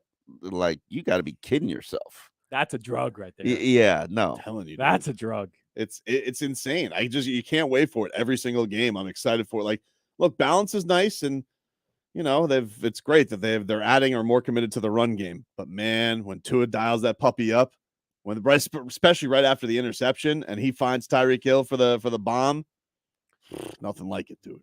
Nothing like it right now. It's so good. It's so enjoyable. Did you see what happened in this Broncos game? What happened? I looked up late. So it looked Broncos were down 8 points as time expired. They were near the half field line. I don't know exactly how long the throw was. Russell Wilson just throws it as far as he can, and there's a pile in the end zone. It gets tipped up and down, and a receiver for the Broncos comes down with it. They score on a Hail Mary, but they need a 2-point conversion. They're down 8, and seems like a no call pass interference in the end zone. Damn. Commanders end up winning the game despite a Hail Mary. Commanders 2-0. Commanders 2-0. Ron Rivera trying not to get fired. Falcons and Commanders somehow 2-0. The shocking 2-0 teams in and the NFL. Bucks. And the Bucks. And the Bucks. Man, you gonna put some respect on Baker Mayfield's name. And the Bucks. You It's really still gonna put some shocking though, respect- dude. 2-0. Baker Mayfield's not a bad quarterback. He's a quarterback that has a bad PR image. He's another one that was like in every commercial for Every those State Farm commercial, commercials were money. Name me a better commercial than that. I don't know. He was Football- pretty good. Oh, yeah. where he was it was like his house. Yeah. I did like those actually. Yeah, Baker gets a bad rap, man. I'm a Baker fan. I will acknowledge that. Looking at so all the games are now final. Commanders beat them 35-33. So the Broncos covered the lead. Dolphins hosting the Broncos for their home opener next week at 1:00. The Falcons, they beat the Packers. They're now 2-0, 25-24. The Bills, they won 38-10 over the Raiders today. I mean, just absolutely smoked them. The Ravens are 2-0. They beat the Bengals 27-24. Joe Burrow. No wins since that big contract. Tough start for Joe Burrow. Lions and Seahawks. Seahawks got the best of that, 37-31 in overtime. So both those teams are now 1-1. Titans. Ooh, Saquon Barkley got hurt? Yeah, he did. Didn't look good. That's why you get your money. Poor running backs, man. Titans got the best of the Chargers in overtime, 27-24. We mentioned the Buccaneers. They beat the Bears 27-17. Chiefs and Jaguars, and what everybody was probably looking forward to as one of the games of the week. That was a comic of errors. That game was terrible. I mean, it was one time. I mean, it started off basically the first drive. Patrick Mahomes just threw the ball to his left tackle. And the left tackle's like holds the ball, and he caught it to his credit. The left tackle's just sitting here. He's like, what do I do with this?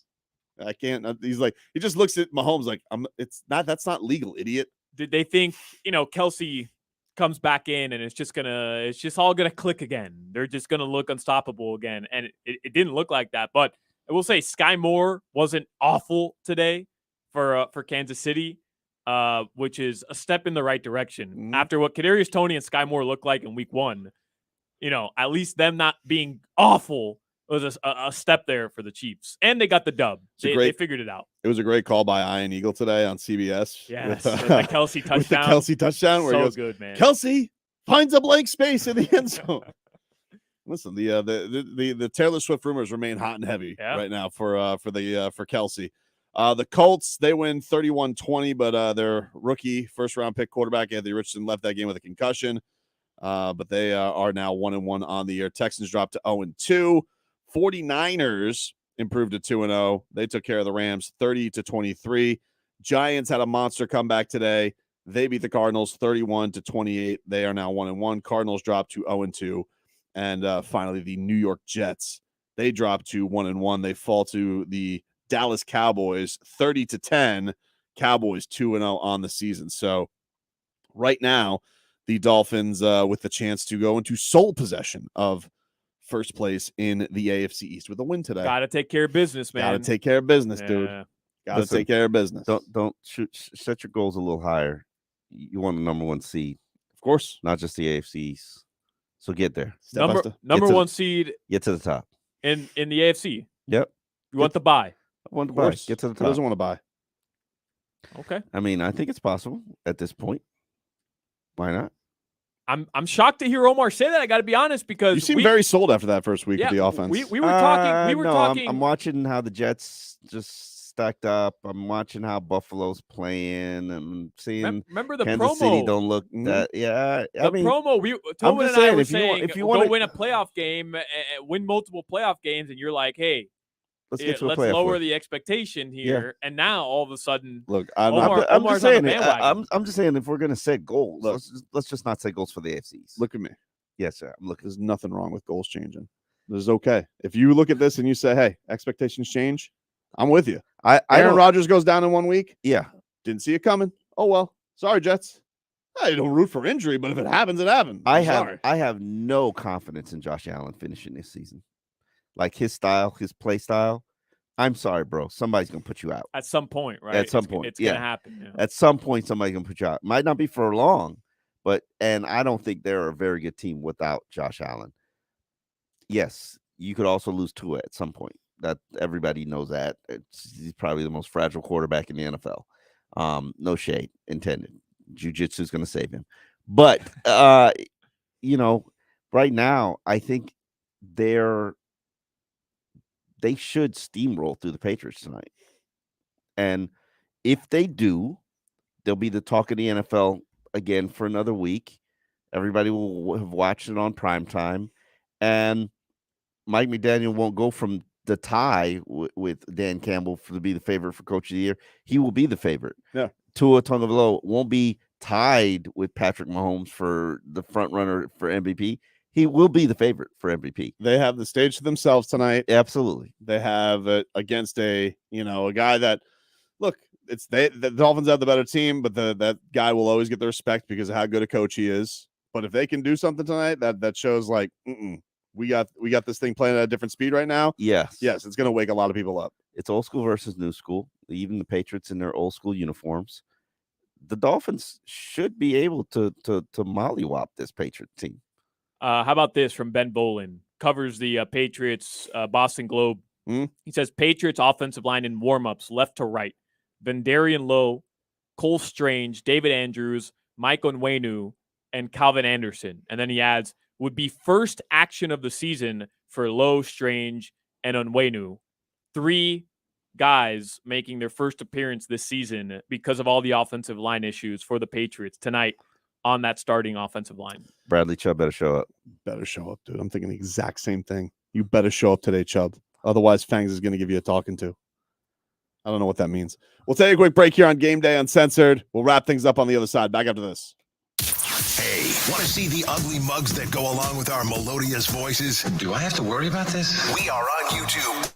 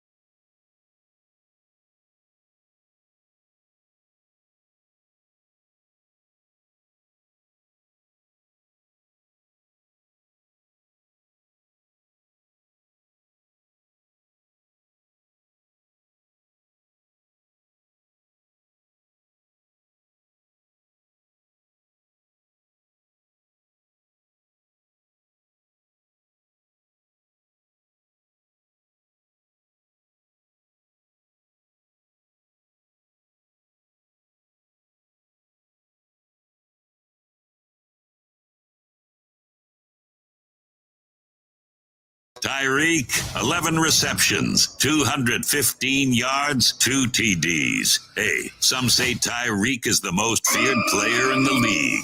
Good to hear. But today, it's another tough one, and the Finns will have to prove it again as we're on to New England. The Dolphins are in Foxborough to face the Patriots, where anything can and usually does happen. We're looking for a tough game, and it's always tough to go on the road against a team like that. It's against a Bill Belichick coach team, so you never know what to expect. Coach McDaniel knows it won't be easy. That's cool. That's well earned, but that means nothing for the Patriots. Literally.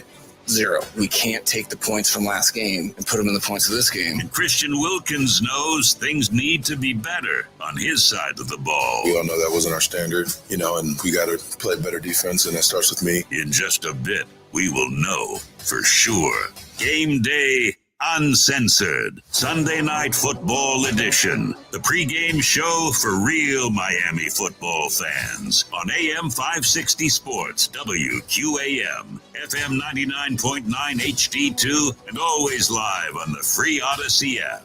Game Day Uncensored is sponsored by South Florida Lexus Dealers. Experience amazing by Tito's Handmade Vodka. Tito's Handmade Vodka on game day. Pour me in, coach. Edmore Sawgrass Cadillac. Make sure your next Cadillac is backed by Morse at Edmore Sawgrass Cadillac. Proud partner of the Miami Dolphins. By JM Lexus. At JM Lexus, you'll always get the home team advantage. And by Williamson Automotive. Williamson is Miami.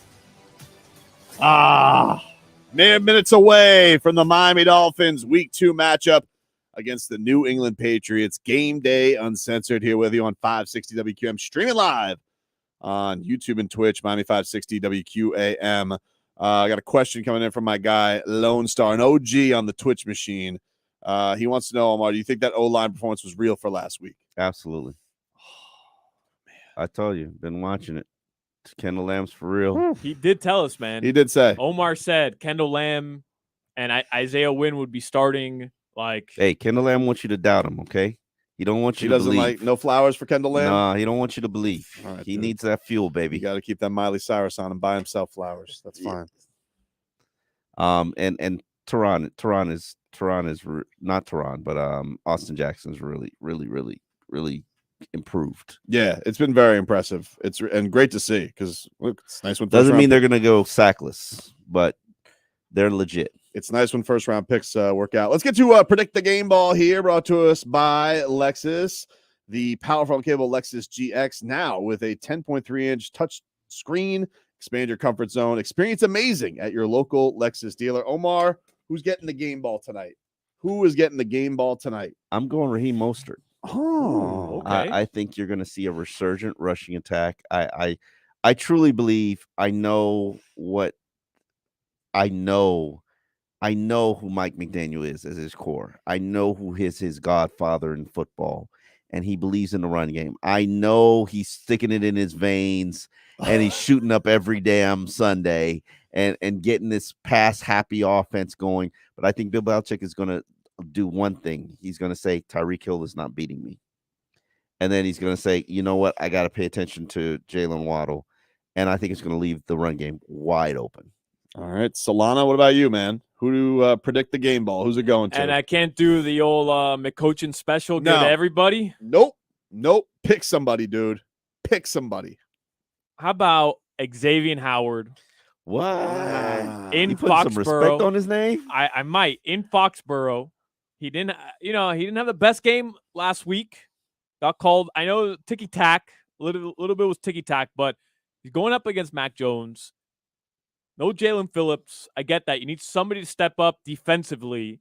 And I feel like Xavier Howard is poised for one of these big games. He made a huge play 2 seasons ago, Dolphins to open up the season, went into Foxborough, and the Patriots were driving. And Xavier Howard hit the ball out of their running back's hand and saved that game for Miami. It was their only win of the first 8 games, if you remember. Yes, I do. He likes playing in prime time. He likes playing against the Patriots specifically. It's money time. I think it's Xavier Howard's 2023 breakout game.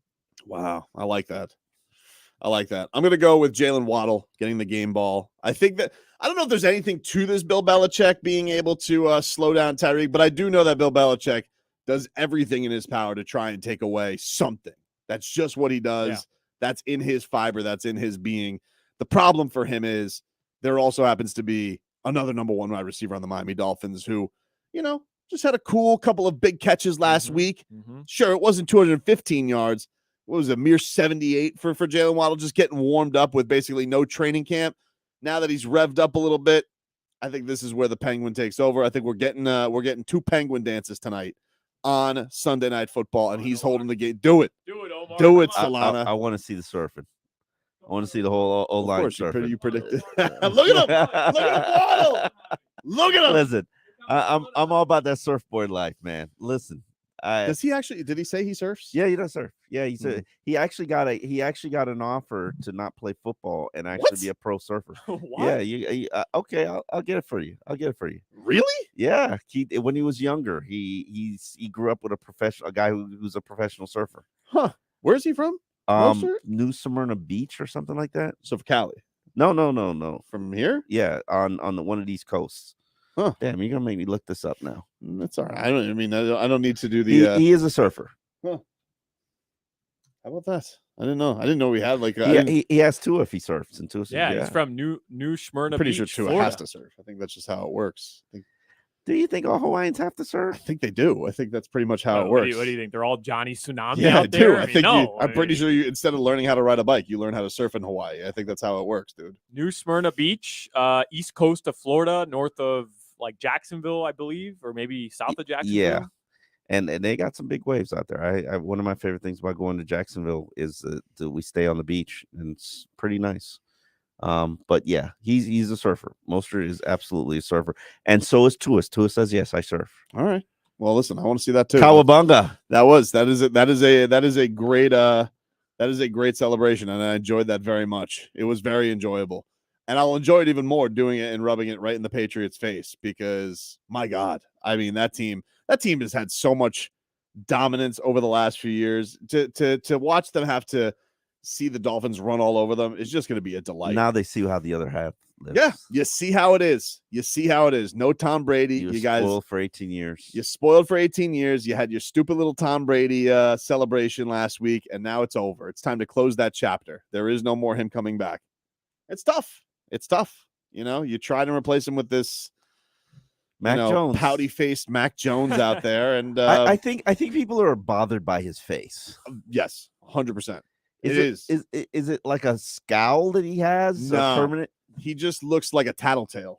He's the upset kid at Toys R Us who's not getting the toy that he wants, and he's just pouting the entire time. I don't like, I didn't like when he walked onto the draft stage. He was almost insulted. He was taking number 10. No, something about Mac Jones. I don't like his demeanor, and I don't know. It's one of those things. You're right. His face has something to do with it.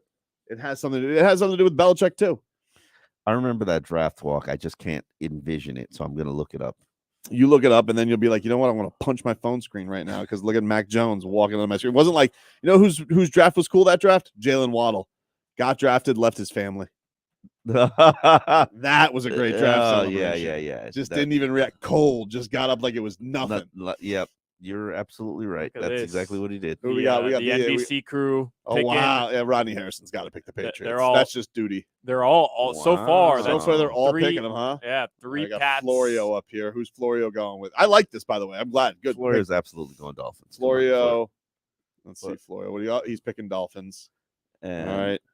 Matthew Berry. He's going with who's he got? Let's go, Berry. So far, 3 out of 4 picks.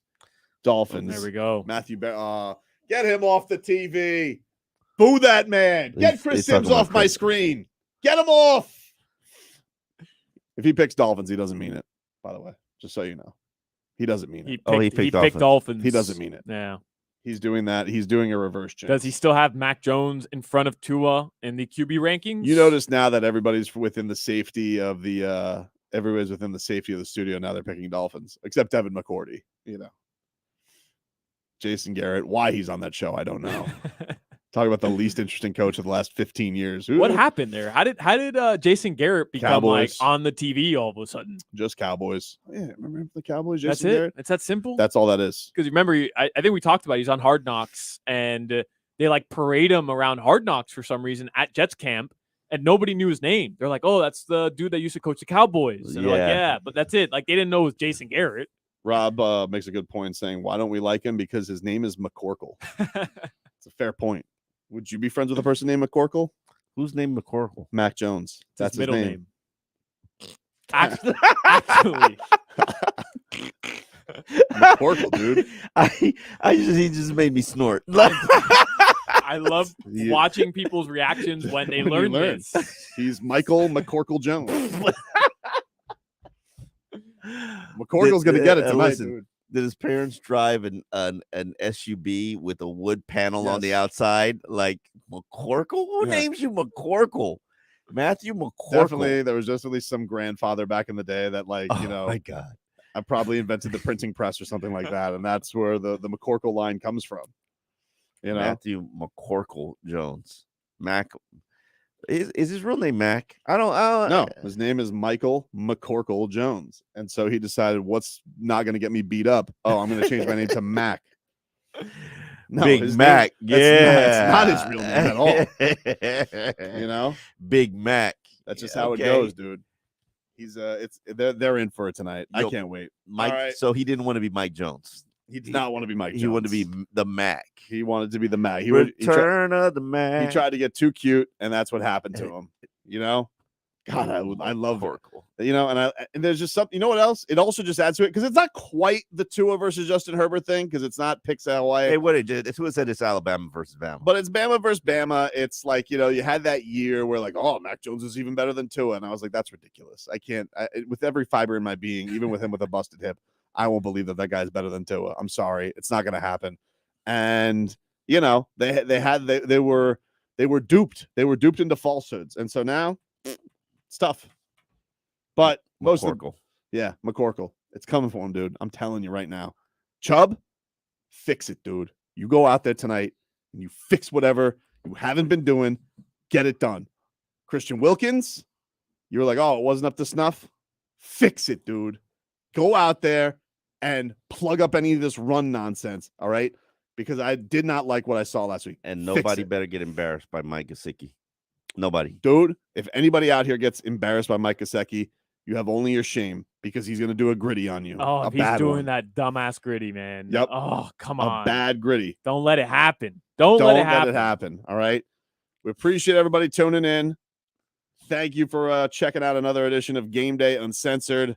Everybody, you got to buckle up. A few more minutes until kickoff, and then we watch the Dolphins kicking the Patriots' ass. It's a new day, baby. We're on at 9 a.m. next week. Next week, by the way. I know you guys aren't used to 1 o'clock games. Right. Our start for the next 4 weeks is going to be 9 a.m. 9 a.m. Damn, that's an early wake up call. It is an early wake up call. It is an early wake up call. Everybody have a great game night, and we'll talk to you guys next week. Text WQAM on the Kendall Toyota text line at 305.